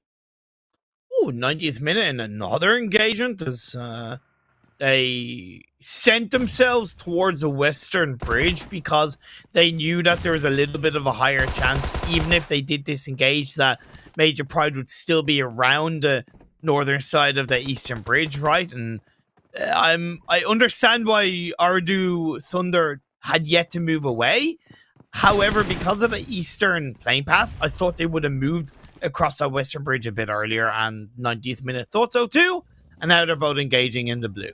It's an interesting rotation, though, by 90th minute. They are now fighting further into the blue. They're sending more players through into that location. I actually think that disengage right now by 90th minute maybe makes more sense. OOREDOO are going to be in this location. But for 90th, you have to remember that zone went high up towards the north end, and that is very much going to be further away from them. And they're going to need at least another phase to get into the zone as it is. So by the time they get there, it's going to be about phase 4, phase 5 mark. That's when the game is going to begin to be more rampant in amongst these teams. And they're going to need a little bit of information, a little bit of time. So by doing that now, get some in there in some time. Oh, yeah. 90th have played very, very well. Intelligently, proactively, not too cautiously. They've showed a very strong variable of skills in the early parts of this game. Looking at the replay between NIGMA Galaxy and POWR Esports, Alhaji gets caught out on that eastern hillside outside of Potato Hill, and NIGMA Galaxy take full advantage of it. Nice to see NIGMA Galaxy on the positive side of of these replays so far, and they have a pretty good position. This is where that low ground that was more in the center of phase 1 does become approachable because of that northeastern shift on phase 2. And yes, now Pollyanna again going to be taken up by a couple of these teams. I like the power taking there. Also, the Beryl Hill itself coming in towards there will be a slightly slower approach. They are trying to move up down towards the gas station and maybe enter in from a side spot.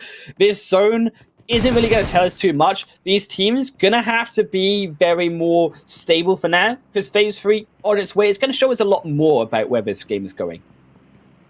It is indeed. I don't mind the fact that RTG still have a player locked inside Yasnaya. It's on the very eastern edge. I think it's the...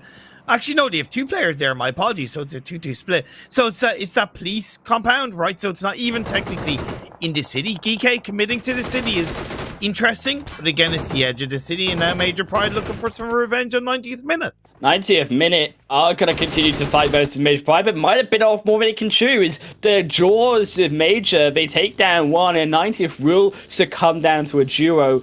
Now going to have to continue to move further up, but they're still inside the blue, and it's what we talked about. Making that long rotation is going to cost them time. Yeah, but no, because they haven't done anything bad, right? No, they did get caught, right? Let's be fair.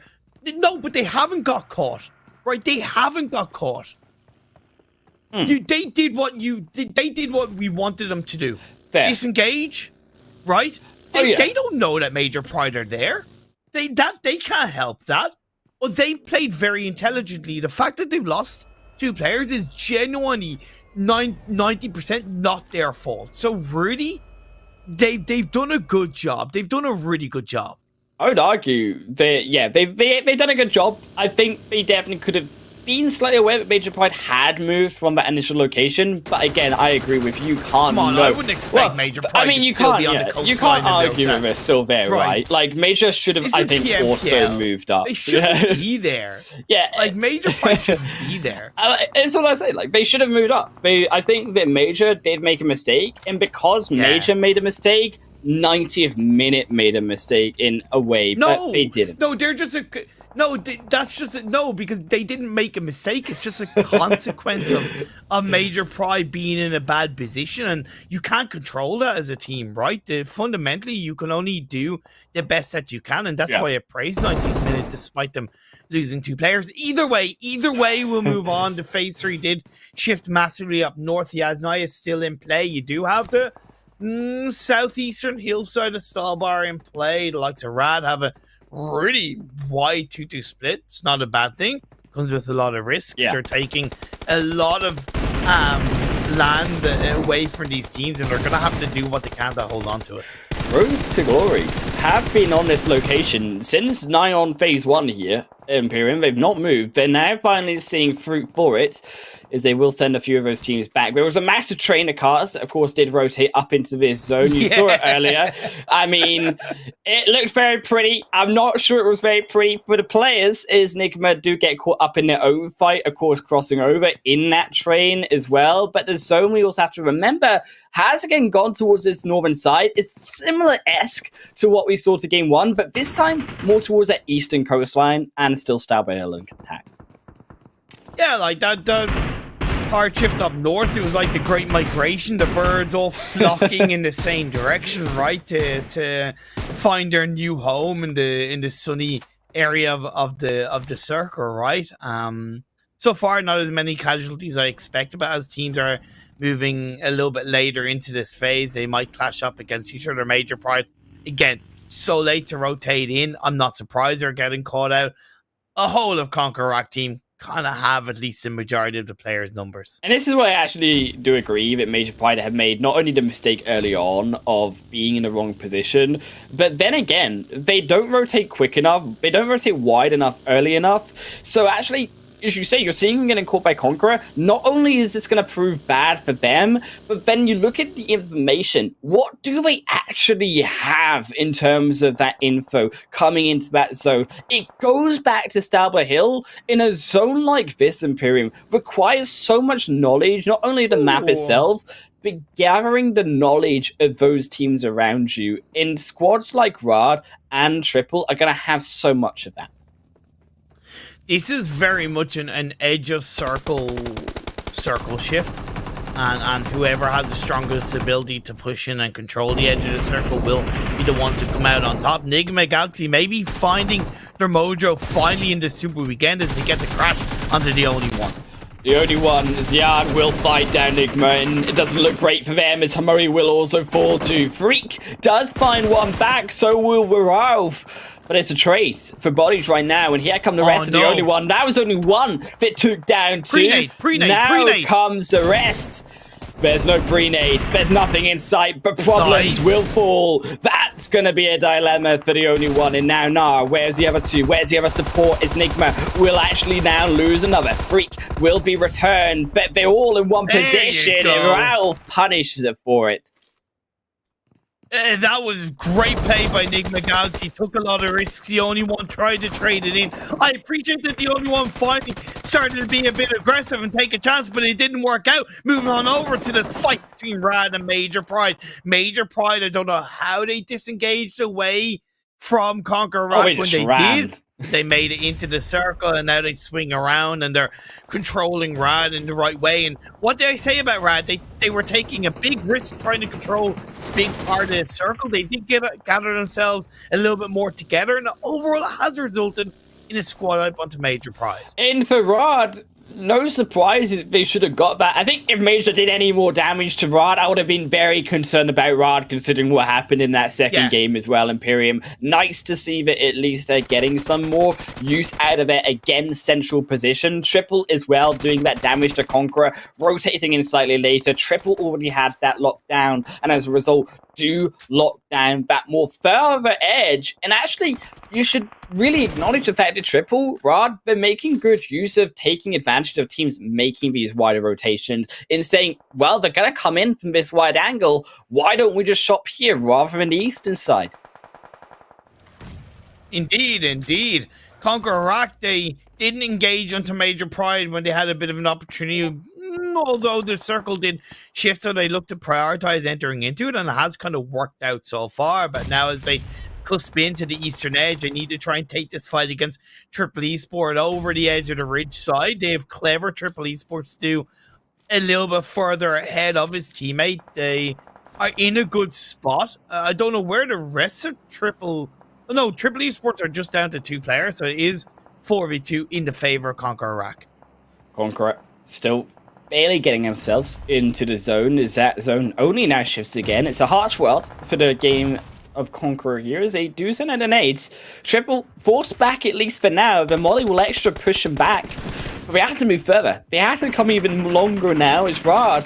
90th minute, the zone again falls into their hand, and Yawaz, they're forced to the nade in CONQUEROR. They're doing excellent work here, slowly navigating their way in.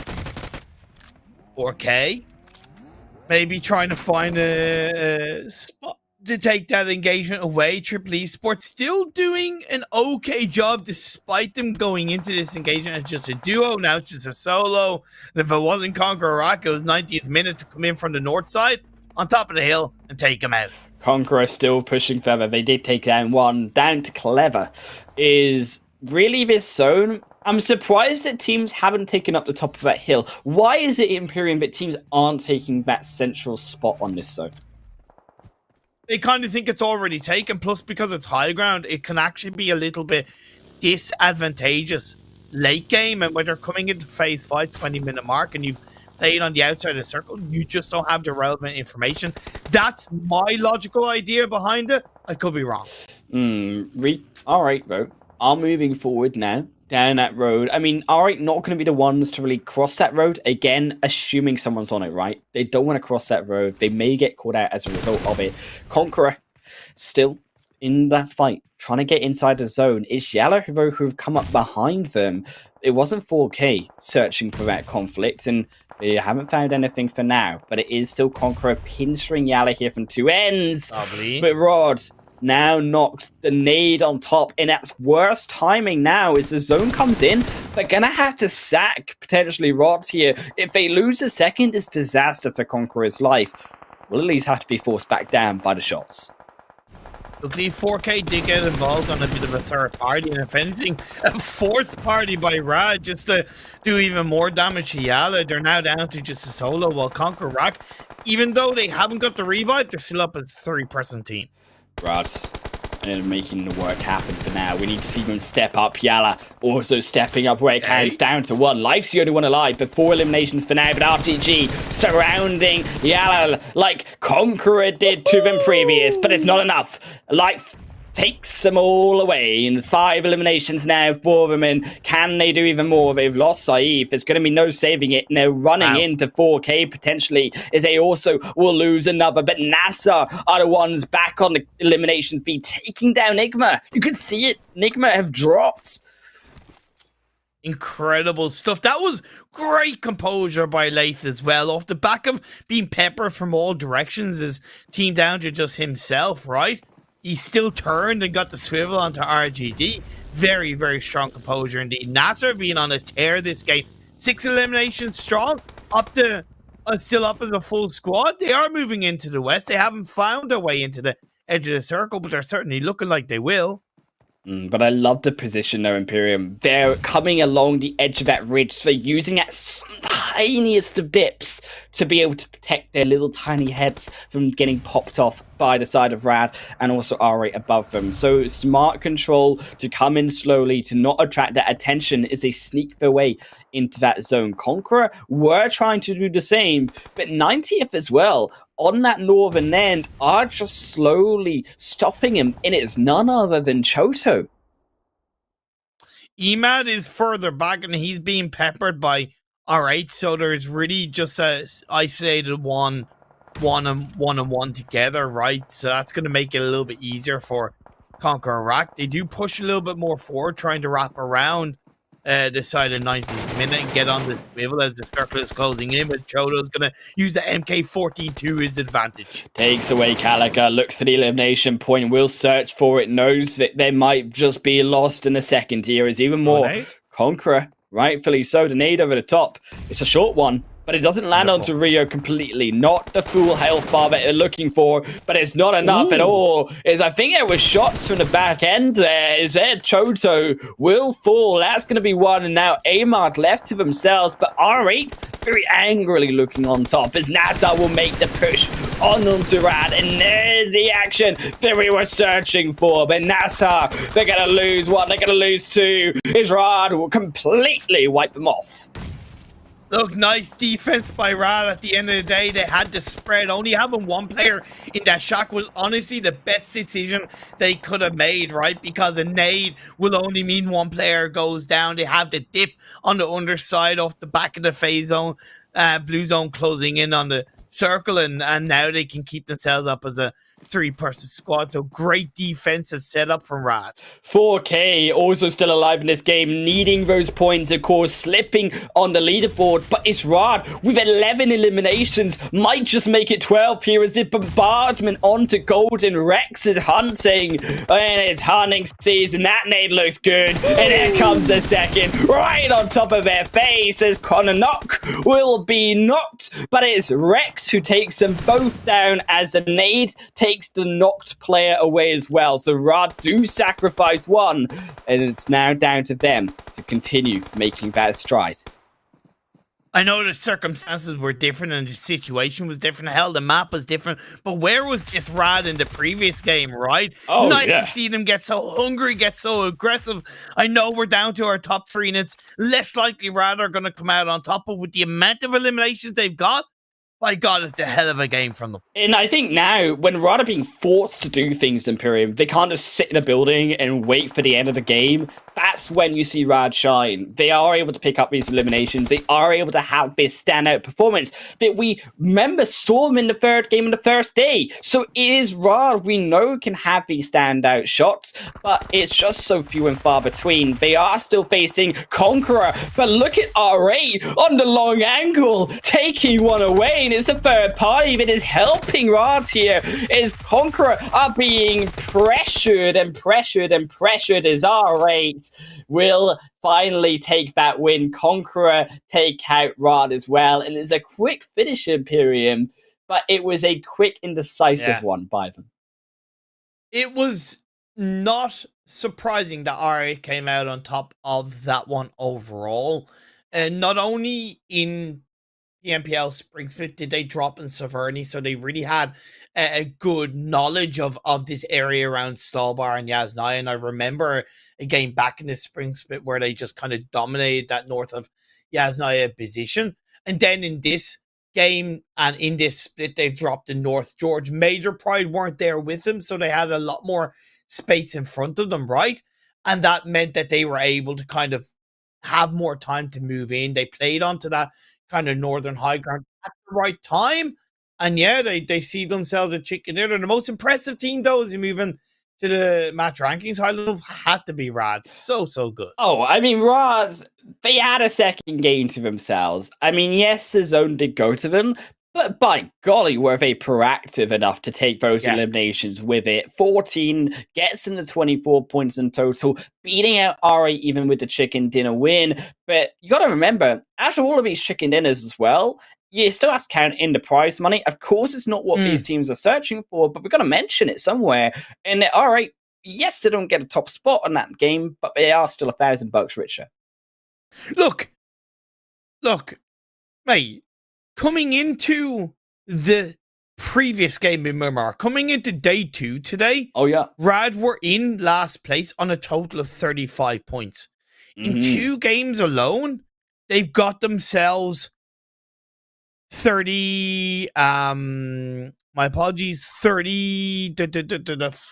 points. Yeah. Right? So they've gotten more points in 2 games than they did in the previous 11 games. It's kind of scary, right? That's all I want to see. That's all I want to see, right? That's genuinely all I want to see, is that teams have the hunger and the fight and the adaptability to come into another day, into another game and show us more. Well done, Rad. And well done in the final day, where I think it counts most is, of course, this is our second page of the standings. Twisted Mind's the only one falling down, but they're OOREDOO as well, missing out on an opportunity, I think, to have overtaken Twisted Minds there, in a bad game for them. But to go back to your point here, Imperium, for Rad, they needed that cushion to be built. Now they're plumping up the pillow. They can sit comfortably a little bit more behind it. They still have more to do, to be fair, right? They do still have more to do. I'm not going to spoil how many points it puts them on in total, but they still have more to do. There's still 2 more games to go, and if they end the final 2 games, hypothetically speaking, on duds, or what they were doing before that, it will be a waste of a day. I'm just, at the moment, highlighting what has been 2 very positive back-to-back results, and I hope it gives them a lot of confidence to continue on that trend and be in that position at the end of the day where they can plump out that pillow and rest a little bit easier coming into the second league. That's what we all want, Imperium. We all want to sleep softly on a cushioned pillow at the end of every day at the Super Weekends. And it's looking like they're on their way to do so. We will check out those highlights for the best of those moments. And it is Sanhok up next here, Imperium. Don't go anywhere. Tell me that I need them. Now every other weekend I'm in West LA. Flashlights ready, let's display. I gave those bodies say so. Slow and painful. Meditate. I see boy with diamonds on my frozen soul. Spending all my money on expensive clothes. What's it take to get me on the radio? Slow down for me, goddamn, slow down for me.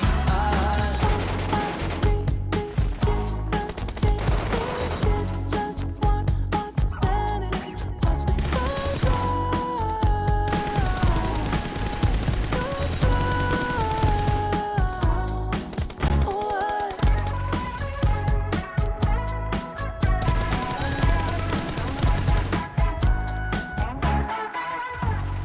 trending with the cool kids.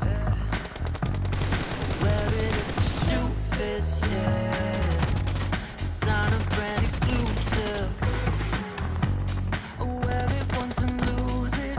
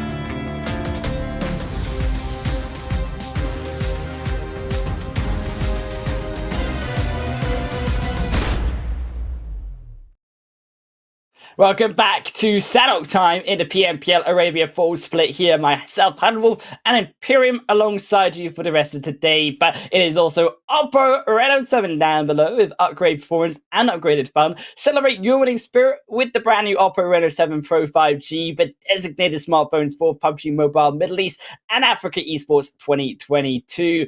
Imperium, we're going to hit it fast through onto these overall standings here. Boom, just like that. Is this going to be back on top, Twisted Minds, but OOREDOO still dead set as GEEKAY coming up slowly behind.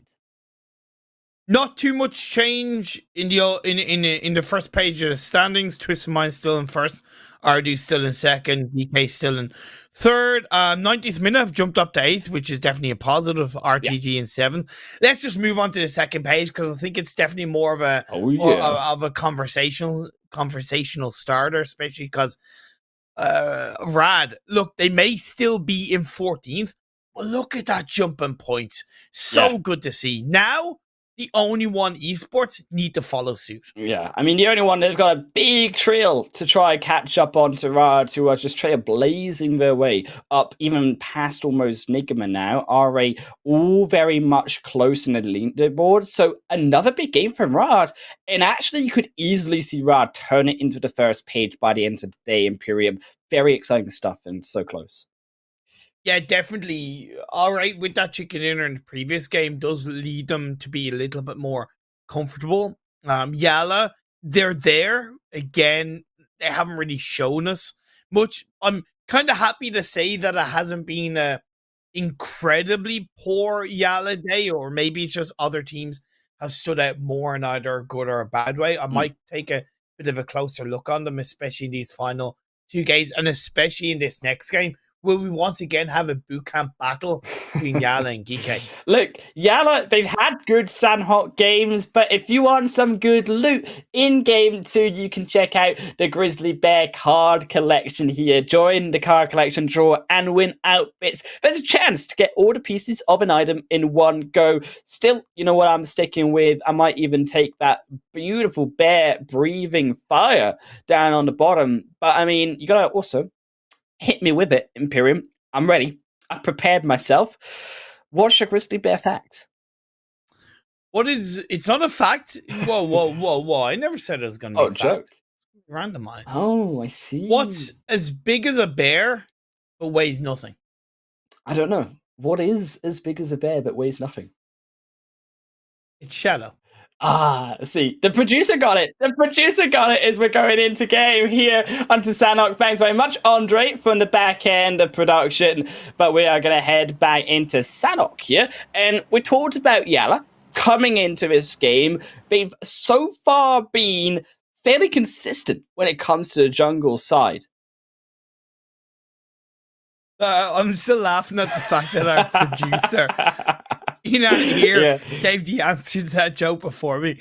I don't know why, but always seem to get like the best producers for events. Andre, you're absolutely amazing. You're a full-on legend, just like this playing path is pretty legendary in Sanhok. It's never something too much to talk about in Sanhok because of how small the map is, but when it's kind of so centralized, it's at least positive to make a note of, as the bootcamp battle is starting once again. GEEKAY, brave and bold to take down YALLA, who, if I go back, it probably been in this lobster camp battles for nigh on about almost a year, honestly, Imperium. YALLA have so much knowledge of his location. Yeah. It's probably the best knowledge that they will have anywhere on Sanhok. GEEKAY have a tall task to try take him down. Didn't YALLA disengage away from bootcamp in the previous split, right? True, but didn't GEEKAY also kind of, not to point it out, but lose to YALLA on the first day of the Super Weekend to YALLA here? It's true. No, yeah. That's true. I don't really have anything to counter that with other than potatoes. Potatoes? And, potato? Potatoes. Yeah, I mean, you are Irish, so if you didn't, I would be concerned. Exactly. Yeah. Exactly. Who's going to have to look at the Irish between these two teams right now? We don't really see too much of a setup. And this is something that YALLA did yesterday, actually. Sent one player away from Lobster, and I thought that meant they were going to disengage, but they actually kind of got loot from outside Lobster building, swung back into Lobster building, and then took that fight against GEEKAY. So it seems like they're trying to set up the same again. 90th as well, making that move around, trying to, I think, hold this position a little bit more. So they did all drop around Heart In previously, and I actually liked they sent one player over to that kind of hillside because it stops POWR as much kind of forcing their way on to stopping that bridge being crossed. And for 90th, you're sort of seeing, well, the zone has gone back to us, so now those two members will rotate back through to the main Northwest Island. But I like that small adaptation at the start, just to make sure that they had options available. Yeah, definitely. Giving yourself as many options and in the early game of Sanhok is quite valuable. Not only options to scout, but options to control, options to disengage, options to react to the next circle shift, especially in Sanhok when those circle shifts could be so volatile when it involves all areas of the map, being the mainland, the Northwest Island, and the Southwest Island. Rad in their own right, sending Delhap up towards the trifecta compound in the center of the circle makes sense, while the rest of the team are looting up around the ruins and Tambang area. Enigma Galaxy looting up Sam Lee. It's where they've looted and landed for quite a long time. Lord is further up in around Nakam, but again, this is business as usual for Enigma Galaxy. And it's interesting because you see space as something that teams don't really, or at least us as casters don't talk about too much, but on the pro level... I see space up in the sky. Is there space up in the sky? Is that where the stars come from, Imperium? I didn't know that. Is that where the moon comes from? Well, the biggest star is... the sun. The person that I'm casting with. Oh, thank you so much. Am I just so hot and spicy, just like Miramar? Yes. Oh, see, that's what it is. See, I am just the sun. I also see I'm big, like the sun as well as GEEKAY, taking big shots. Don't think about it too much. Just take the compliment, man. Oh, okay, sorry. I'll take the compliment. GEEKAY, they're taking the compliment, but taking a handshake onto YALLA. Is this slicing down? 1, 2, 3, piece, 4 now, Satan, and it don't look so good for YALLA. I mean, they seem to need what we call at least a plaster. Umba's on his own. He goes down, and GEEKAY come out on top. And what was that you were saying about YALLA being the kings of boot camp? Oh, I know. I may have cast a custom. Sorry.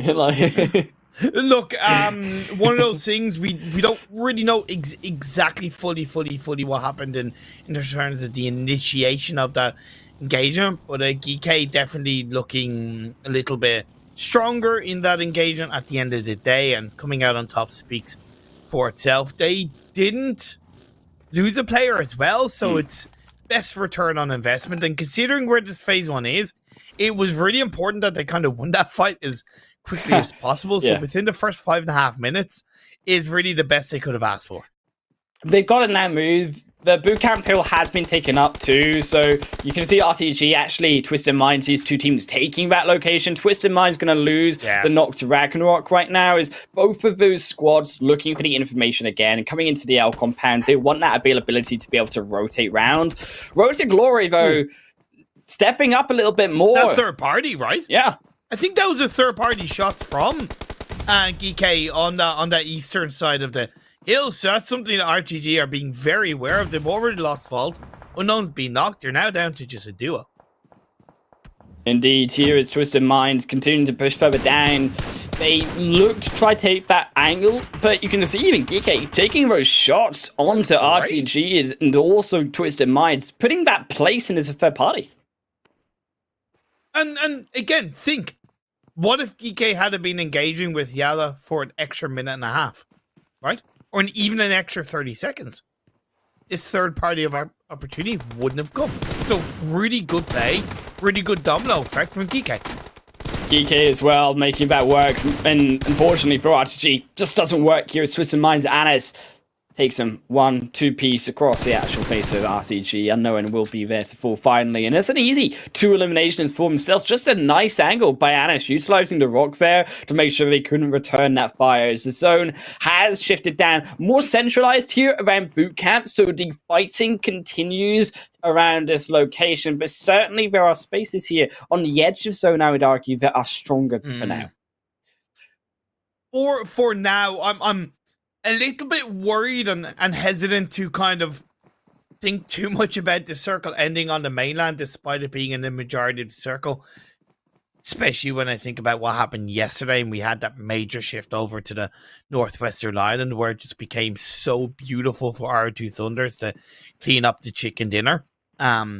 So I can imagine that some of these teams are thinking the same thing, even if they are mainland, they might be prepared for a big push. But Twisted Minds, I appreciate their cool, calm composure off the back of getting a player knocked. And then, even though they had a little bit of luck again from the third party from GEEKAY, they were cool and composed enough to kind of turn it around and you take advantage of the opportunity. Oh, but Road to Glory, that was surprise onto Twisted Minds. At least guess one will succumb through with their life.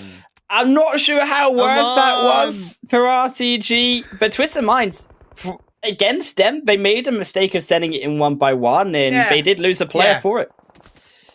And it's so frustrating because they give them a compliment and then they make such a basic mistake that it's like, talk about kind of slapping me in the face with a wet fish kind of thing. Oh, yeah. Look, an unnecessary loss of a player, but they are still in clearly a better position than RTG right now. With 3 players strong, and they're up to 3 eliminations. It does hinder their ability, though, to navigate this map. Now, they are in a good position right now. They've got the information at that high bootcamp hill. They've got the central spot. But, I mean, this zone can still go practically anywhere. We saw yesterday how far a zone can go on Sanhok. And not having those 4 players to a silly mistake like that could cost them. Gotta see if that's going to be the case as the final teams, the final squads, making their way into the end of this phase 2 here, Imperium. Nice rotation from NIGMA Galaxy going through Painan. It does kind of make sense. Then NASR on that North Painan Hill, which is a great spread to have going forward. And it gives them great perspective to either control the south side of it or even move down onto the compound to the north of the hill if they want to, depending on this next circle shift. CONQUEROR in their own right, looking for an engagement outside the quarry onto the only one. Only one. Still, they need these points. They're in 16th position. CONQUEROR above them. This could be a big win for the only one if they can pull it off. Groza already knocked. Will take them down somewhat. Rio almost goes down. There's problems. Final shots that they needed. In for here, the CONQUEROR squad. They are losing these fight. They're losing their position, Imperium. Great defense and setup from the only one. You can see that they had overall a much stronger spread as well as the defensive supporting line from Luffy. And they took full advantage of it. And off the back of the initial knock, they've been relatively proactive to continue that pressure on the CONQUEROR rack. 2 players down from the strong boys. Means that it's only going to get tougher. And I said off the back of what we saw from Rad over the previous couple of games that I want the only one to be next to do it. And they're putting themselves in that opportunity to get the job done in Sanhok. CONQUEROR now succumbing to the blue as well. I guess not easy at all for them as they are slowly on the edge. Will be able to get in, but they lost the players, keep in mind. The only one still pinning them down. And for now, the only one, they need to try bait, of course, out. They're trying to push further forward, using Ziad as that leverage to try find also the locations of those final 2 CONQUEROR members. We can see that they are split for now. Ziad crashes a bit. Oh, no. But CONQUEROR still not going to step out for now. CONQUEROR, Revit, still waiting. Discipline is perfect from Revit because he knows that despite a player looking initially like he's pushing on his own, very easily responded by the rest of the team. So blue of phase 3 is still controllable for these teams, so you can wait it out for the time being. Major Pride, you can see from this replay, getting involved against 4K. That was on the southeastern edge of the previous circle, just to the north of Cave. So on that kind of hillside that's so valuable coming into the Pine Ann area, the outside of Quarry area. So great proactivity from Pride. And OOREDOO as well, struggling to come into that zone as well, as unfortunately Rat just quite frankly controlled that L compound, making it an absolute misery for them. Is Rex still taking that extra angle? And I like that Rad, we talked about this space control, not only have already pinned Imperium, but they're looking to the next thing. They've already got another player here trying to scout out Bootcamp Hill. They're trying to say, well, what is our next step? We know that we're on the edge of the zone. We will need to move in later.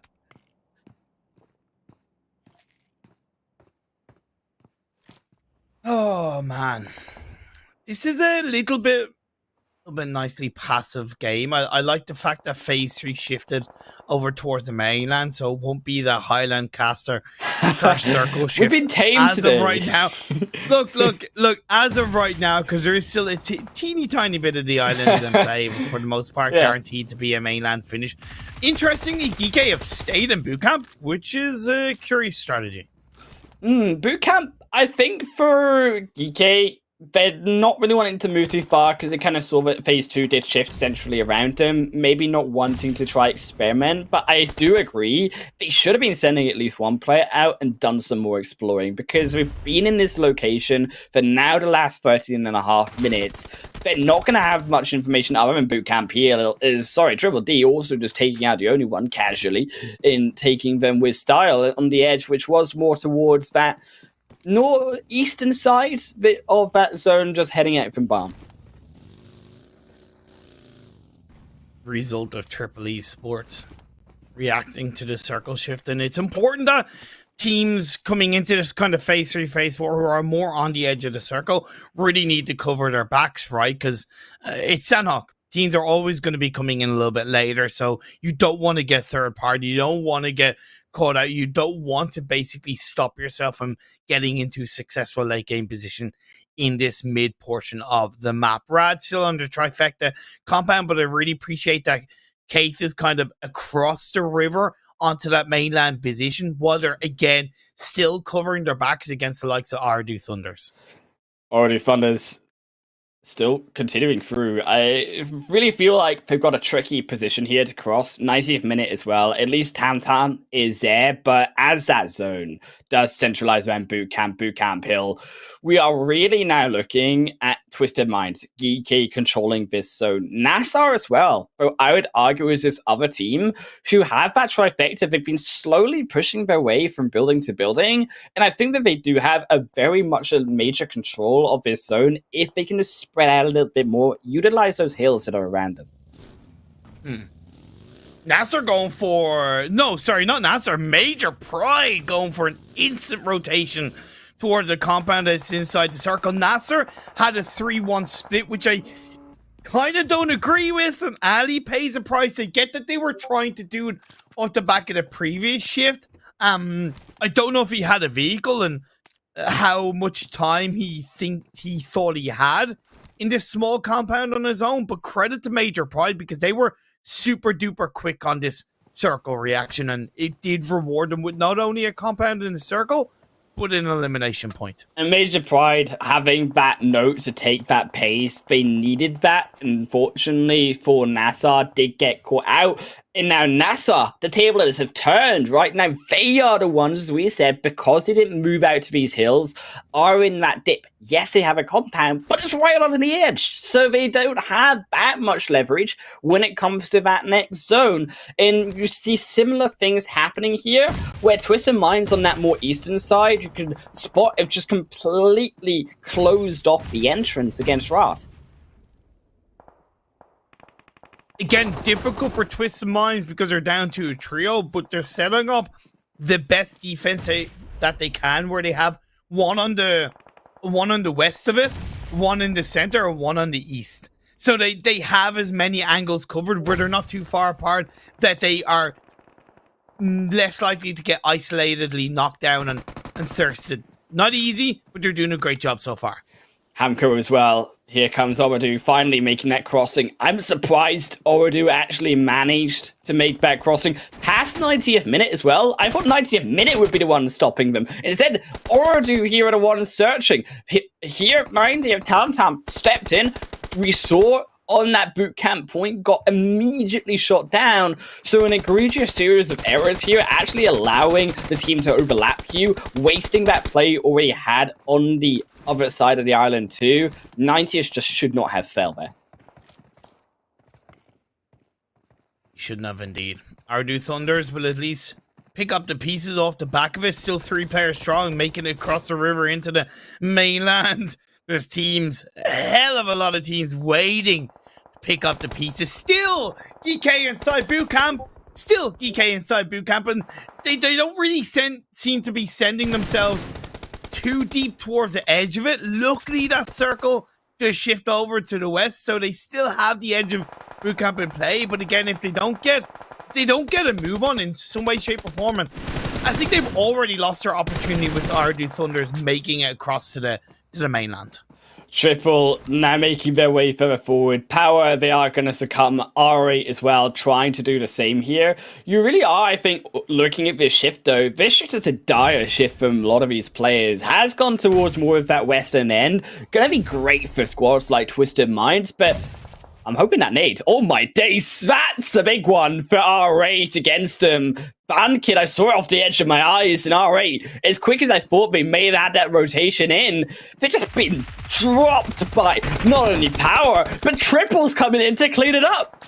Woo! There's a reason why I call these areas of the map the black holes of the abyss, because once you get in there, it's very hard to get out, and you are sucked in and blown out of the water and brought into the to the shadow realm, as Maxon likes to call it. So I see. That yeah, anime it is vibe. what it is. It was what it was. I mean, to be fair, also NIGMA now also stepping in from that south end, trying to punish here Twisted, who have had an absolutely gift of a game. Imperium has gone to boot camp so often of these zones. But finally, this might be their test. Maybe if you regret losing that player early, you can see it's only a 2-1 split. Where's that extra third player? Big Horse is being pushed back. NIGMA are rolling over them, but they can't hold the corner. And NIGMA will continue to push. Dami will finally go down. It's a bloodbath everywhere as Hamodi sacks them all down. Anis now stepping in through the edge of the blue. No. One NIGMA. nade. Oh, I know. Come on. It looks Come on, juicy. Anis, please tell me you have a nade. I don't think he does. I don't. Freakasair takes them down, and Twisted Minds will fall. Why would you heal before throwing a nade? Chuck a nade in. It takes like 2 seconds to chuck a nade in. Then get the first aid off. My lord, that was a little bit of a missed opportunity for Manas. Difficult in its own right as GEEKAY did make their way across the road of boot camp into the compound on the edge of the circle as they're down to 8 teams. GEEKAY, they are still with this game. They're moving out of boot camp. They're saying we are still here. We have these 6 eliminations early. And we are looking for his position to win out the game. Rad will drop 1. We'll find a return onto OOREDOO as they also lose Hassan. And it is bloodbath on each side of the west end of this zone, Imperium. Rad, 3 good games in a row now, okay? It might end in a little bit of a lower position simply because it's Sanhok and there's always solo strays healing up in the blue, etc, etc, etc, such as Triple Esports, a player of pride. But man, they made it onto Bootcamp Hill and they're still alive. OOREDOO Thunders still alive as well. Hamco, he's got only bandages. There's nothing left. There's a blue zone. That's what's left behind him, but they don't want to heal through that. It's right. The rock stops him, but they're GEEKAY. It was a free elimination. As free as you like for the side of GEEKAY to get number 7. I don't get how GEEKAY made it across from bootcamp onto this compound without getting punished by OOREDOO Thunder. Maybe it was just the Rad, I think. timing You're right. of a rotation. Yeah. Maybe Rad were distracting OOREDOO Thunder in that right, but yeah, either way, 6 teams are left alive. NIGMA Galaxy can do really nothing at this stage. I think Freak is healing as much as he can, but that's going to be easier said than done. Rod, still though, as you say, they've got a fantastic spot. I don't know how Rod keep doing it. I mean, we talked about making the space, but after Twisted Minds fell, it just felt like Rod have taken complete control of the game. They lose Kaito at least, as GEEKAY are continuing this push. Oh, As a molly almost hits him. That's not what you want, but it's going to be going on that highlights later, I bet, because the production team is savage, and savage as GEEKAY are will fail down Rod's chances at molly. It hurts bad, man. Is Rod all full? Oh, you hate to see a Major Pride now looking to take advantage. We are 5 teams left. It seems GEEKAY are in a hell of a lot of trouble. They do still have the compound. The circle shifts over to the northeast, should I say, away from these buildings. Major Pride can just play down the hill. They are inside the circle. Never mind the fact that they have a plan B, but NASR strikes from behind. And GEEKAY have taken complete control of this game, Imperium. 12 eliminations. No one but the solo of Frozen for Major Pride to show for it. NIGMA, your best bet, are doing the healing strat triple, and also their Yen will fall, the only other one of Major Pride trying the healing backfire on the map. Now Frozen tries to survive, will not be able to find a 1-for-1, and then Major Pride fall down in 4th position. It's a total domination by GEEKAY. 13 eliminations. They will get their chicken dinner. It's Freak, Clever, the only ones left on the map. And to be fair, GEEKAY kind of low-key, I suppose, needed this kind of result. I would argue they'd slip down a little bit, in the overall standings, just a little bit. So yeah, it's a little bit of a positive. And fair play on the side note. I know it didn't work out fully, but fair play to Major Pride, because they were playing a really good plan B heal strat of sending two to 3 players into the circle and having that one healing in the blue, and that's always the best way, and arguably the same at NIGMA Galaxy, right? The team did push onto Twisted Minds, they did push forward in that direction, and it did put them in the position of being in top 3. Well, GEEKAY taking down Freak, and they're finally Clever falls as well. They take their 1st position, but Triple taken away by 2nd. Good for them, Imperium, because they needed those points for sure. Just like NIGMA in that 2nd, 3rd position. But GEEKAY, as we say, it was a quiet Sanhok game, I think, towards the end, but the eliminations from them do not speak of anything quiet on their journey to that victory. Very, very good.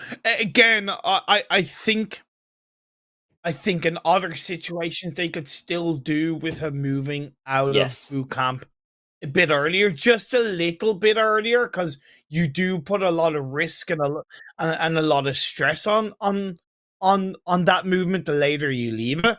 In the end, they were confident with the timing, they pulled it off, and they got themselves a chicken dinner. So I can't really argue with that. You would check out those match rankings as well, Imperium, to see how far they got with their $1,000 as well. GEEKAY standing tall, 29 points. Triple, though, as we said, was a big game for them. 21 points to get there.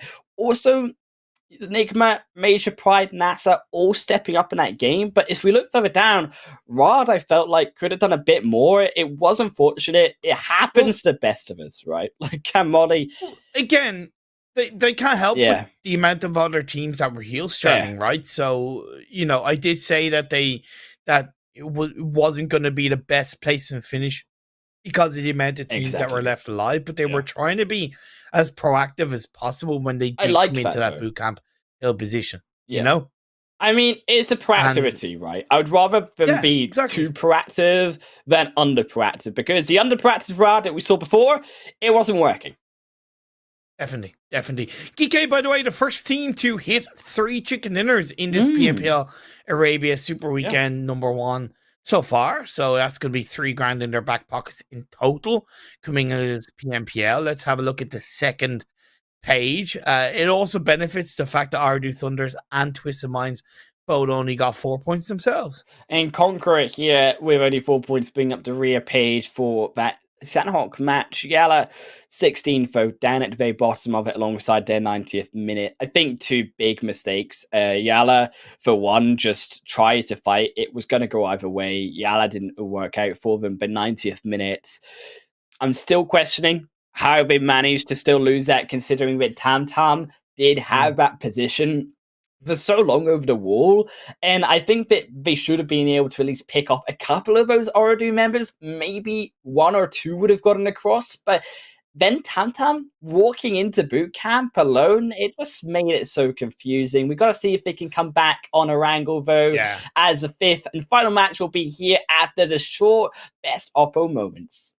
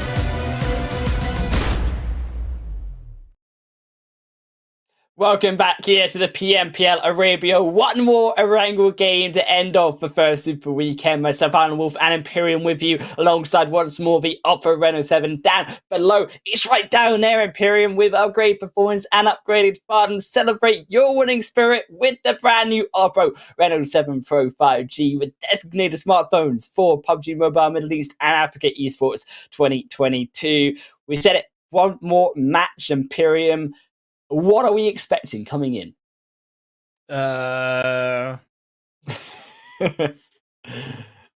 Excitement, action. That's what you say. So no, much. because I thought I'd be a little bit more awkward off the back of your I see. Sponsor call out and just kind of like, you know, like I know. Yeah. I mean, look, okay. You know what isn't not hype? Like, you know, your bear jokes. It's a Monster Energy. Our Monster Energy, the official energy drinks partner, the one for PMPL Arabia. I'm waiting for that broadcast next week. It's coming. You know what I want? You know what I would absolutely love? A Monster ice cream. Oh my days. A Monster ice lolly. How much energy would you have in that? Like the sugar from the ice cream and then like Monster as well? Like off the roof. Like you could definitely do it yourself at home. Just wait for a kind of Monster to obviously go a little bit stale, or even just put it in the freezer. I think I might try that. So if your house blows up, to try that, and like with the pressure how of the would freezer, you blow like... up creating a Monster Energy, Monster Energy lollipop? Please explain. I just want to have you be safe, Imperium. Like I'm just scared. Okay, like no. But please explain the logic around. I'm not creating a rocket. Like I know a kind of monster has a lot of energy, but come on, like. I mean, you can feel like you're a rocket afterwards. You can feel like you're taking off, like GEEKAY in these overall standings. 152 points. Again, one placement point. The decider that gets him into that first position. Twisted Minds in second. They're on the same amount of points. No, placement points, though. They separate. That's why GEEKAY are in first. Yeah. That's wild, because at the start of today, I know. They were in third, but on the same. Twisted Minds must be going, come on, can we not shake these two teams off? Like, Jesus. Yeah. Wow, that's incredibly close. 69 elimination points for GEEKAY. Exactly, nice. And 152 in total, really positive. Major Pride jumping up to 7th is once again on the right path. CONQUEROR lingering in 5th, and 4K still lingering in 6th, but again, it's just a drop down, right? They started today in 4th. Now they dropped down to 6th. It's unfortunately kind of what I expected. It's kind of sad because they also started the second day in first position. So they're just slowly degrading when it comes to the results that they've been getting. Is it just falling off? Well, no, they're definitely falling off in their own performance. In another sense, better, others are getting better. As we move on to the second page, a typical example of that as being Rad. I know they're still 15th, but look how close it is between 9th and 15th. It's only 11 points. That's nothing.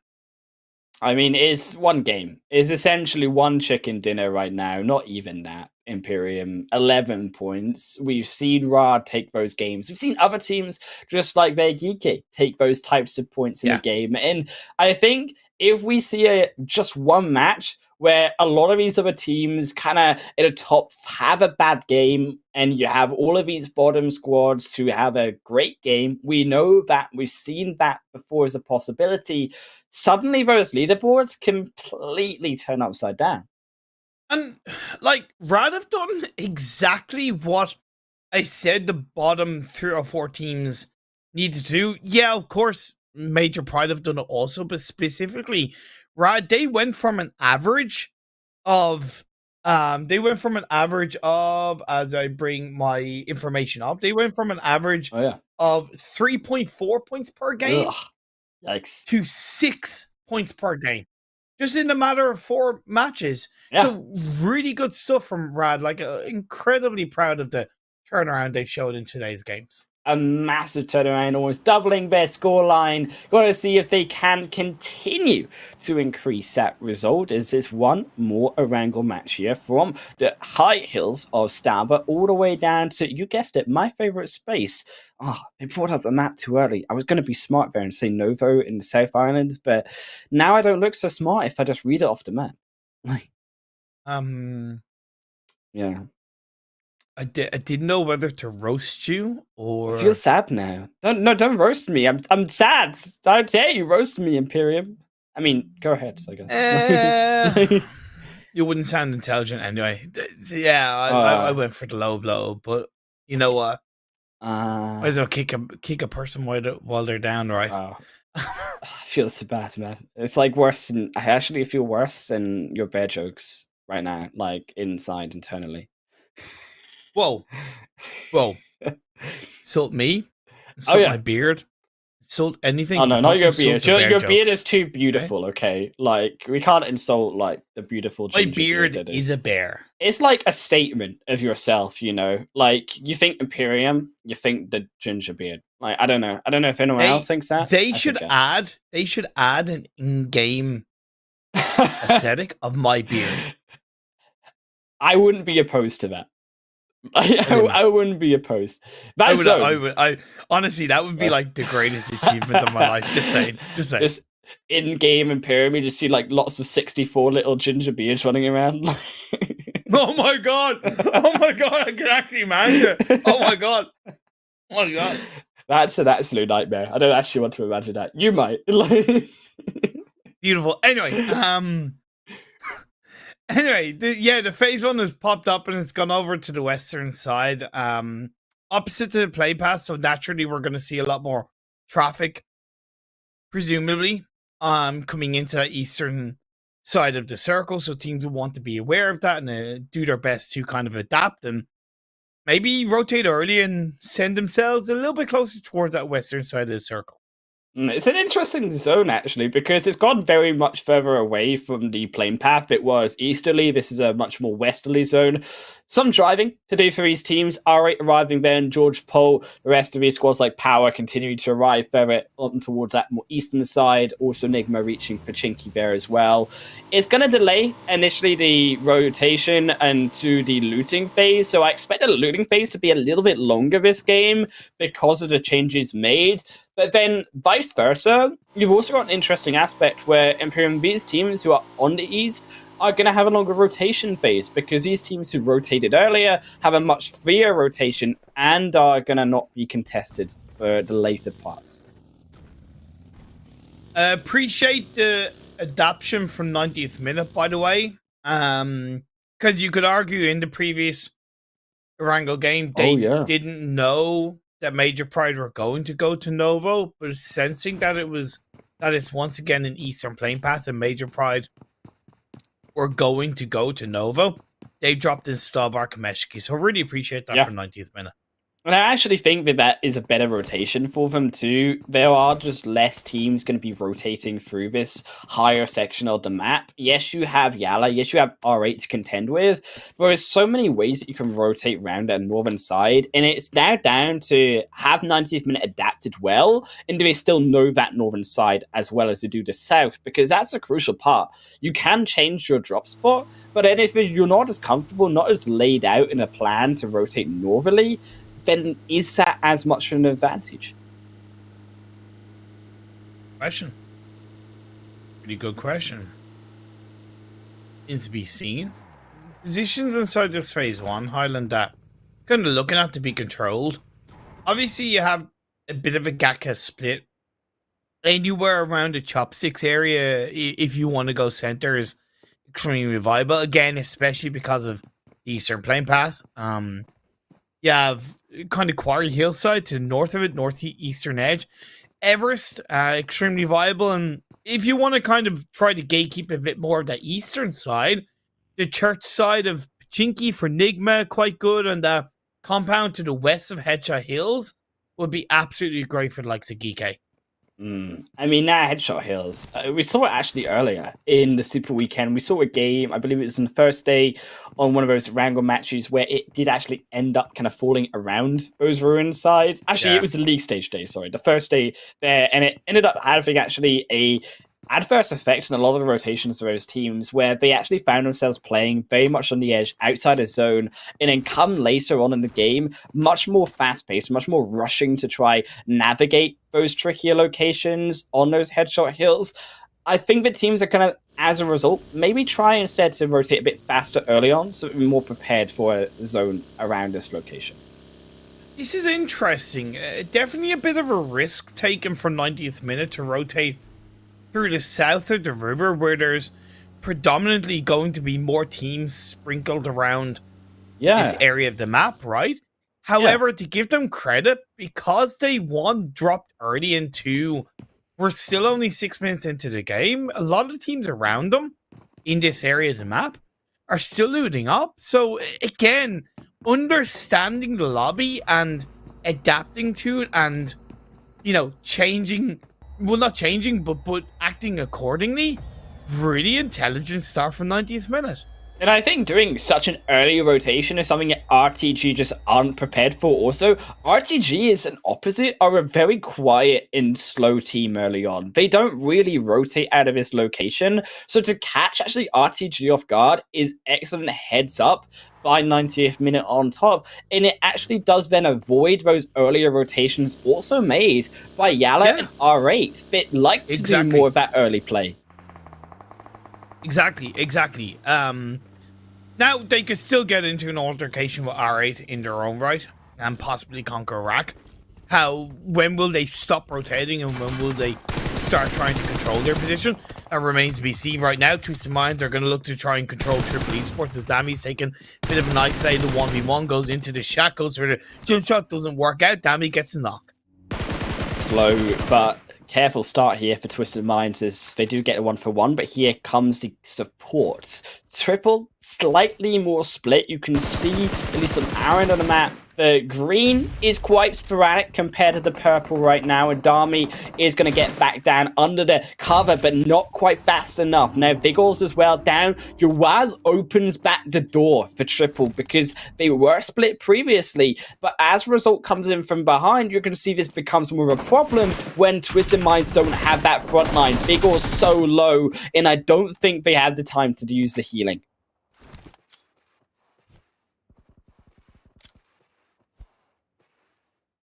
Vigors continuing here to find it. There's going to be the knock. Vigors will strike back, and then also the second, the third, the final one for Twisted Minds to fall as UIS will clean them through, resort at the back end. And actually, Imperium, Triple D just actually had a very nice position overall to pincer down onto Twisted. It was a good start by Twisted Minds. However, too slow to react. Triple Esports were clearly quicker to react as a team. And when we look at PUBG Mobile as being a team-orientated type of game, the better teams will come out on top. And that's a great example of it. Triple Esports were a better team, came out on top. NIGMA also being pushed here, and Gatka, though, is in beside the noodly chopsticks. Lord sets up with Ralph. They're going to take down the compound for now. No team really wanting to push there, having now seen NIGMA take up shop. 4K as well, beginning to rotate. They have also lost Golden, so down to just the two players, already losing out Dari as well. Now, I would like 4K to actually have a good position here as teams do take pot shots. 4K, I think, need a big game here, more so than other teams. They do indeed, they really do. Nice single tap sprays from Rio on that M249. Just controlling that beast of a gun from a distance, and he nearly gets knocked because of how long he was spraying for without moving around, but at least is able to move away in time and gets a first aid off. OOREDOO as well, looking to be crashed. Their power aren't quite done yet, as they will find down NASR as well. It's a brilliant flush through extension on the fight by power to just make sure that they can actually punish and return those knocks against them. So doing good work for now. OOREDOO still in some trouble. Vanquish should be the ones to finish off the extra 2 players. And for OOREDOO, it seems also like they just haven't found their footing today. And you've been very quiet so far throughout the course of this third day overall. Yeah, it's been a little bit hit and miss. I'm not too worried, just observationally. Yeah, indeed, a quieter day from them. Phase 2 popped up and it did shift up north. The river is still a little bit in play, but again, it's okay. The teams that did rotate already have, for the most part, been rewarded. Interesting that 90th minute actually went extremely down the south and the western side, if anything, more towards Primorsk. Arguably, that makes sense because they normally drop in this area of the map, so technically they don't have to worry about adjusting their path lines. Unfortunately, because it kind of obviously took longer to get there, their position into kind of phase 2 and phase 3 onwards is not as strong because of that. Teams in the south side still rotating as well to get into that zone. Actually, Rad, a big props up to them. They took out Twisted, I'm sorry, should I say Triple, actually. So they do pick up 3 eliminations there. And as a result, if you look at the map here, Imperium, Rad have so much space to work with on that south side. Equally, of course, so do those South Island teams. But a very grouped up series of players for this final game. Very much focused on that Gatka side and also that Everest point. YALLA and a 2-2 split to the south of Everest. They've tried in the past to hold on to Everest along with the likes of Major Pride. Now they have gotten there a little bit late in the past, and maybe they thought Major Pride might be looking to go there in this game, not knowing that Major Pride dropped in Nova. So I think it's definitely a learning play from YALLA in all the right ways. 2-2 split is certainly bold. It's still only phase 2, so they can adapt quickly. Unfortunately for them, they do have NASR in between, so that might put them in a bit of a pinch coming the next circle shift. And again, that circle shift is 90th minute, making that bold rotation onto power, going south for that hospital side. Don't get to see it too often, but it is actually very tricky to navigate this location. Power are holding it for now, not really something you can do as a duo. Also 4K coming up now behind 90th, and it seems to be the story of these wider rotations and teams actually acknowledging that as a region, they want to make these later wide spots, so positioning there and catching them for it. Yes and no. You're right about 4K, but less so about a 90th minute, again, because of their decision to take longer to rotate from Starbar Kameshki to their normalized passing line into this phase 2. And I did highlight that they would have less of a strong position come phase 2. Phase 3, that has been the case. And I also asked the question, when were they going to stop rotating and start trying to control their position in a circle? They do need to continue to move, but I also want to see them lock down one area, lock down one position, and start to try to control it. 4K, they're playing no dodges here is playing with each other for now. The dodgems aren't going to collide though, and 4K don't get that extra knock, and neither do 90th minute. Chodo's searching for it, but I think Anaconda, he's zooming away. He's well, not so much on the knock. Has got himself caught. Anaconda does get into the distance, and it will be too far. So for now, 4K dodge out death by 90th. But to go back to your point about 90th as well, Imperium, they rotated the entire length of that map. And I think it's all down to, as we say earlier, right? Maybe not being as confident to rotate on that northern side, trying to take advantage of RTG. Okay. But then, it is okay. But on the other hand, they are struggling right now when it comes to trying to find a position. You can see teams like 4K overlapping them and taking those spots. No, sorry, I disagree, because 4K are down to 2 players. 90th minute did stop in the radio tower area, and they did start to take shots towards 4K, so at least they're trying to carve a bit of control, carve a bit Oh, of wow. suppression, and Rad go down in their own right. So to me, no, 90th minute have actually done pretty good over the last 30 seconds to a minute. YALLA in their own right, by the way, did join back up as a full squad off the back of the 2-2 split and that circle shifting. They avoided NASR. Now they're in a fight with decided GEEKAY. You know, I'm more surprised that just no team is taking up Everest either. I was actually more surprised by YALLA having not done that, because they usually are a team that go for that spot. I would argue as well, teams obviously thinking is Rad do take another knock here to Al Hahe, that teams could be already up there, and also getting stuck up in the mountain too could be a problem. So maybe that is also why teams didn't move to Everest for now. POWR Esports down to a duo, but they do have a compound a lot more safely inside the circle. The teams that are down the south edge of the circle and around the chopsticks area are OOREDOO Thunder down to a solo, NIGMA Galaxy, CONQUEROR, and I think the remaining players are Rad, if I'm not mistaken. Plus on the southeastern edge of the circle, you have the only one as a full squad. They're all hoping that the circle does shift down south on the next phase. If it goes up north, no, it centralizes. Still a little bit of Everest in play. Now might be the time for R8 to go to Everest. But I don't think as a team they do like to go to Everest as much. They are a team that likes to go more towards the Ruins Edge. You can see that by their rotations very heavily. But two of those players aren't currently there yet. So for R8 to push so heavily for now, I want to see them just hold off a little bit, get the rest of the squad in. Is here also NIGMA. Very, very scuffed fight, but they are trying to bring back members over POWR, who, by the way, are putting up a valiant fight versus a 2 versus 4. They are indeed. They are indeed. And now it's just a 2v2. Realistically, and Freak is much more separated away from the rest of his team. The revive hasn't really come out either. It's not successful, and POWR continue to put the pressure on NIGMA. NIGMA already there. Do get a revive off. They're looking for it. Barely gets it in time. There's barely a health bar available. POWR Esports searching for the nade as well, but just not off the mark. There goes outside one. Bear gets Homodi again, and that is disaster once more for NIGMA, as they spent a lot of time trying to get the play up for him to be re-knocked. And now, finally from the back end, though, 90th minute. Oh, it sucks so much. POWR, they had that fight. They had it in their hands, and 90th minute just cleansed it away. And again, good stuff by 90th minute, because they did stop for a few minutes earlier on, played through observation, not through radio.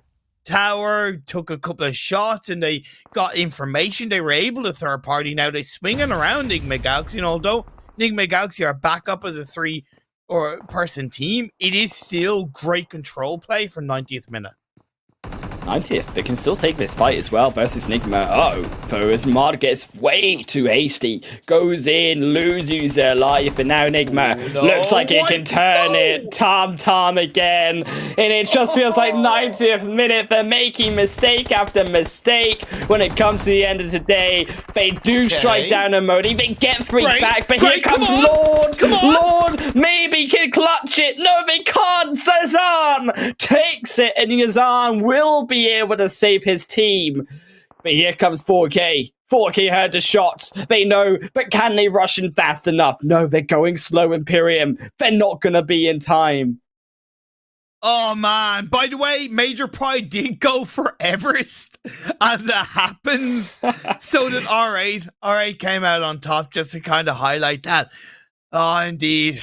Now fight going on between the only one and CONQUEROR. Is that CONQUEROR down? Yes, it is. The only one in the final game of the day. Stepping up, stepping out tall with 5 eliminations and still a full squad. Is this going to be the game that they do show us what they are capable of? And this is crucial for those standings. Now 4K as well. They didn't go fast in Speedy, but they do get one. They punish down Choto. They were quiet, and they actually get rewarded with 1 elimination so far, bringing it down to a 2-on-2. And Tam, he's lucky to get back up. If it wasn't for the clutch of his teammate Yasan, it would be the end for 90th minute, but it is back down to 2v2. And this compound, it's outside the circle. These teams are running out of time, 20 seconds before the blue zone starts closing, and the phase 5 is not easy to deal with. And it's 90th minute, wanting to hold 4K here. 4K will succumb to that blue zone first. You can see that's why the utility is being used. They're just dancing around the building for now. OOREDOO is trying to get a position to try to contend with on the far angle, but it's so far and few between. That nade, though, over the house, does go a little bit wide. Could have maybe in a shorter nade, caught out Tub on that rotation through. Is Anaconda stepping now further in. Will miss out on 90th minute for now as they do begin the decrease on the fight. They try to separate themselves, and I like that, right? It's Disengage. about moving on that disengagement. Well, look, it's still a risk how early into phase 5 blue zone they disengage. I would idealistically would like to see them moving a bit later because they're the focus, but with how quick 4K are doing the same thing, they're now going to be a priority focus ahead of 90th minute. 4K, I don't know why you did it. I don't know why you did it. You could have waited. You didn't have a team fighting against you. For now, both teams Oh survived. no, 90 is doing the same thing in NASR. They strike down, they lose the buggy. Oh, it's a series of comedic errors. Okay, it's okay. I mean, he does survive. I think that getting to the hay bale is crucial. Had they lost to Vico there, before we got to hay bale, NASR find that elimination, and 90th minute go down. YALLA do have late inside the edge of the circle, which is great, but Ari come down from Everest are peppering in their direction and putting them under pressure. Never mind, NASR from the off angle inside the circle through the compound in the northwest. It's not looking too good for YALLA. They're down to a duo. YALLA. They are now surrounded. R8 stepping down. They lay the smoke road away. NASR as well on the back foot, also losing a knock, so won't be able to as much affect this fight as a third party. R8 stepping in, and it's good rolling by Ida, a 2-for-1, and they find the extra elimination. The smoke already laid down, so life cannot additionally add to that fight. The elimination, though, stolen by Satan, so the point doesn't go to R8. The circle centers up. It's in the flat terrain of this Erangel map. Very little cover, a couple of hay bales, a couple of tall areas of grass. 8 teams left, and honestly, this is anybody's game. Arguably, it should be NASR's because they're up as a full squad, and RTG are already inside the circle themselves, up as a 3-person team. But again, it can go anywhere because teams are third-partying left, right, and center. And it's all about that story of an open finish, Imperium. That's what you would expect. Is unfortunately, R8 were the next to fall. Down to our 7 is GEEKAY firing through the nades. They've already stolen 1 extra. Up to now 3 eliminations. They've got the smoke wall, as it were, available to them. But they've only got 1 vehicle. And they don't really have that much access into coming further into the zone. RTG have an excellent space to stop them. Do indeed. The thing is, can they do it right with all the teams around them, and you have potential third parties, 4th party, 5th parties more?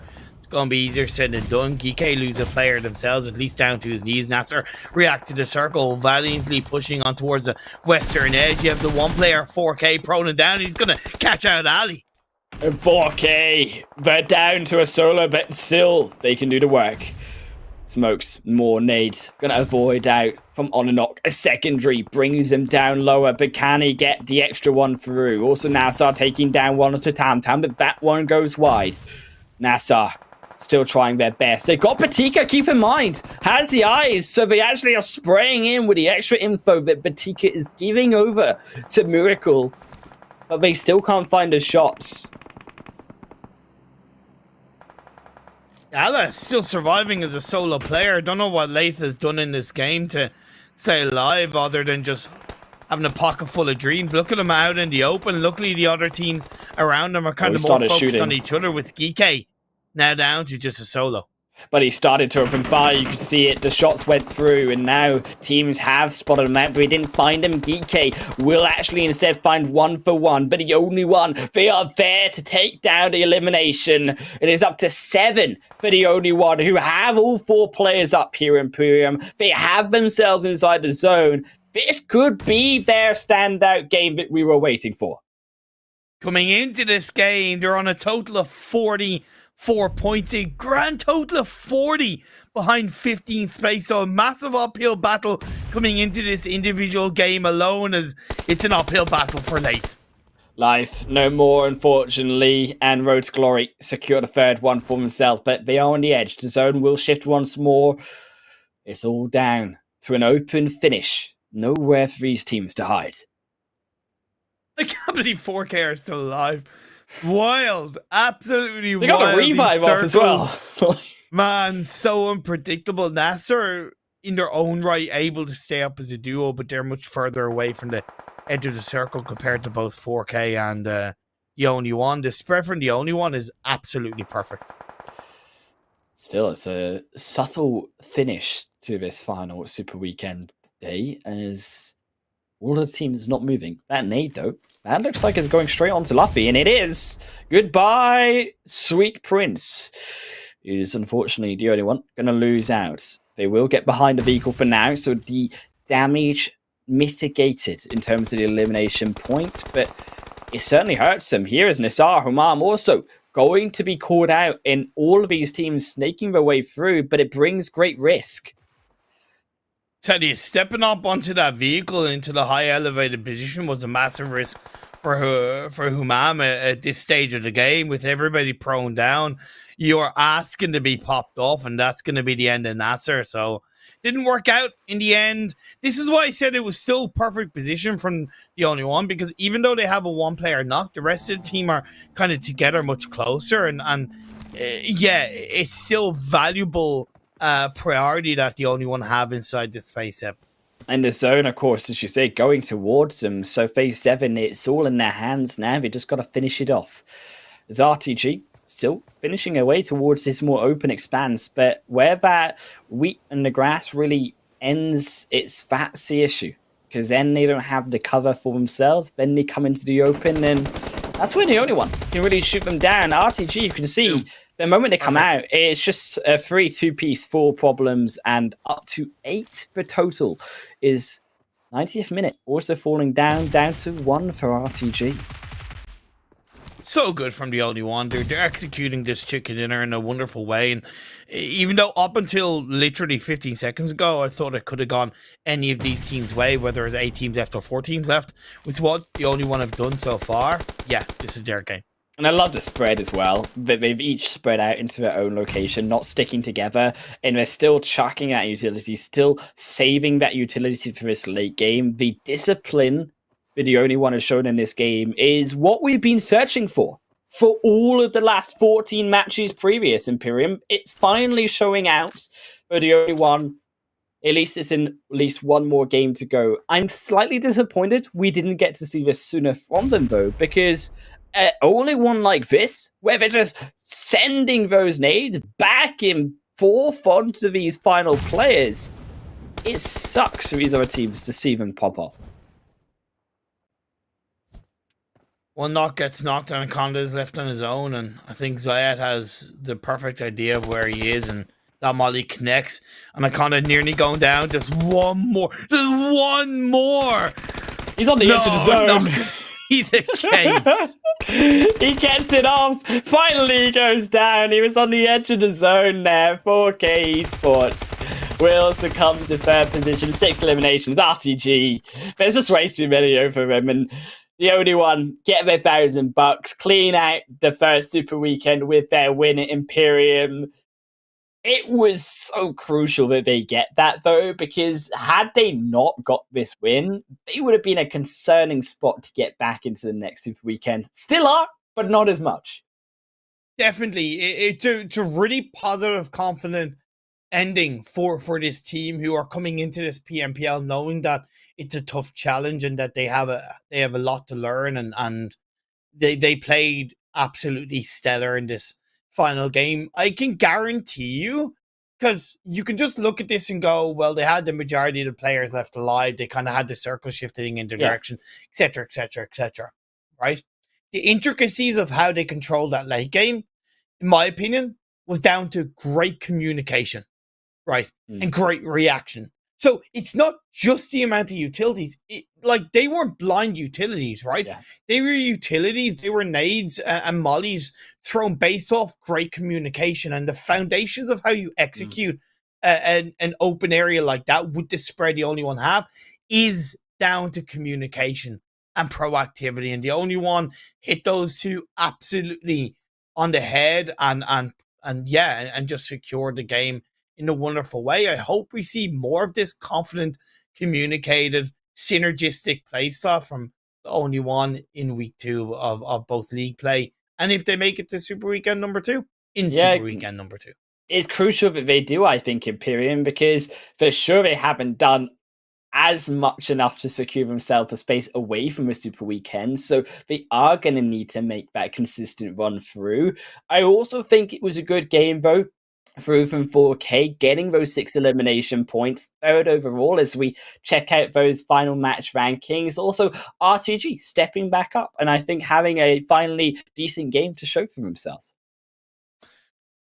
Man, 26 points with 11 eliminations. Wonderful. Absolutely wonderful. Good for 90th minute as well. And kind of good from 4K. Both teams, 90th minute deserved technically a better result than 4K because how they disengaged and the timing, and 4K following so quickly was like a ridiculously massive risk. It was just only for the fact that there was still so many other teams around them where they were kind of more distracted by each other that allowed 4K to stay alive for so long. They didn't know that, so it could have gone so many other ways. It could have gone south so quickly for them. It's just the way the cookie crumbles. I still hope that they VOD review and kind of learn from the timing of the rotations in that game. NASR Esports getting a decent result. 6 eliminations, 6 placement points. And YALLA Lath was somewhat the saving grace, given his team 6 points in total. Yeah, I think YALLA not a fantastic performance today. They've been kind of in between here as we take a look at that second page. NIGMA, unfortunately, down again at that second page again.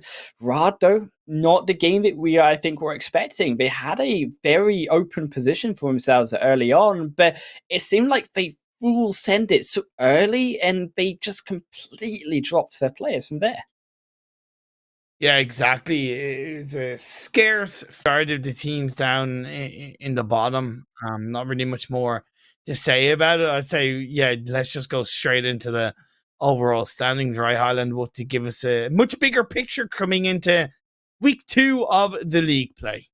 So important that GEEKAY, Twisted Minds, OOREDOO, all of these teams practically on the top 8, honestly, getting their way up above that century mark. That's what we're kind of looking for on the average points to secure yourself that spot. I think GEEKAY, certainly alongside Twisted Minds, above this 150 mark, really only need, I think, one more Super Weekend like this to confirm already a spot in that finals.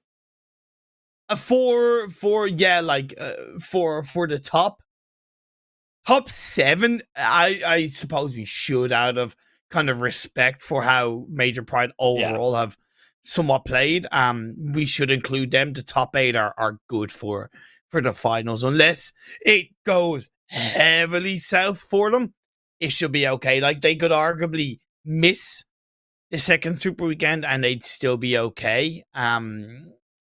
It's just obviously you then leave it till Super Weekend number 3. Right. So yeah, top 8 teams looking good, and credit to GEEKAY in the end, finishing this first Super Weekend not only on top, but the highest amount of chicken dinners as well. Yeah, I think that third day, really, GEEKAY stepped up from their first day performance. And not to say that the first day was bad, but they certainly did increase their availability to get to those late games, to get those elimination points on board. And overall, that consistency that GEEKAY showed is something more than what we saw from the likes of Twisted Minds, OOREDOO, and below. And that's why they're first. As we check out that second page, though, on the opposite end of that spectrum, 90th minute, cruising their way alongside NIGMA to that century mark that we kind of hope to aim for in our 15 games. But below that, it's still fairly tight enough and towards the only one.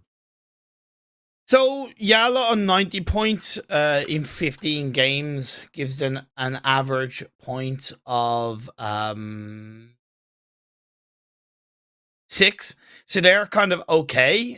Not super duper duper comfortable. Rather pretty much the same thing, only 2 points behind, right? And the only one, again, they might have left it till the last game, but it was still a jump up in average points per game to 4.6. Outside of the cutoff point at the moment, or the speculated cutoff point, I do need to add, uncomfortable in my opinion still for the for triple esports and below, arguably for triple esports and down below, it's not the most comfortable. Yeah, I certainly think that each of them had their own points of perfection in this Super Weekend, but we want to get your perfect skin on board in game. Check out, of course, our Grizzly Bear card collection currently live in game, and join in on the card collection draw and win outfits. There's a chance to get all the pieces of an item in one go. This is your last chance, Imperium. Slap me over the face, double hand with what you got. During winter, bears hibernate for up to 100 days.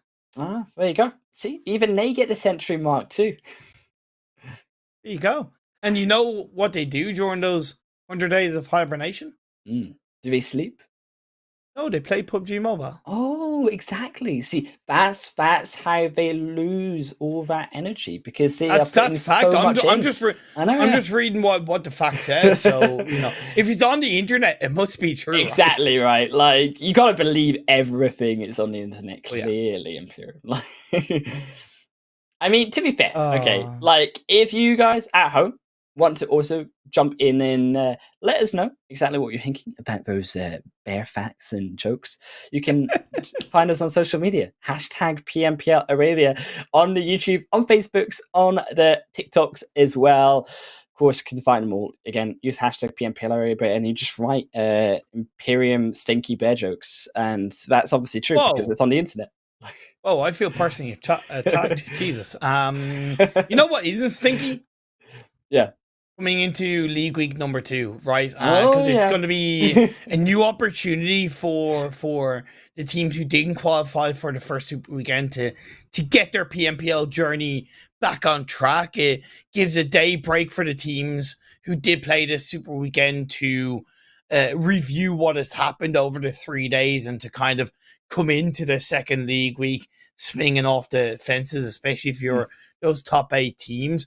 The big question mark as well is the fact that we have multiple Sanhok games in this second League Week. So how much pressure and how much unpredictability is that going to throw into the teams? A lot of excitement ahead.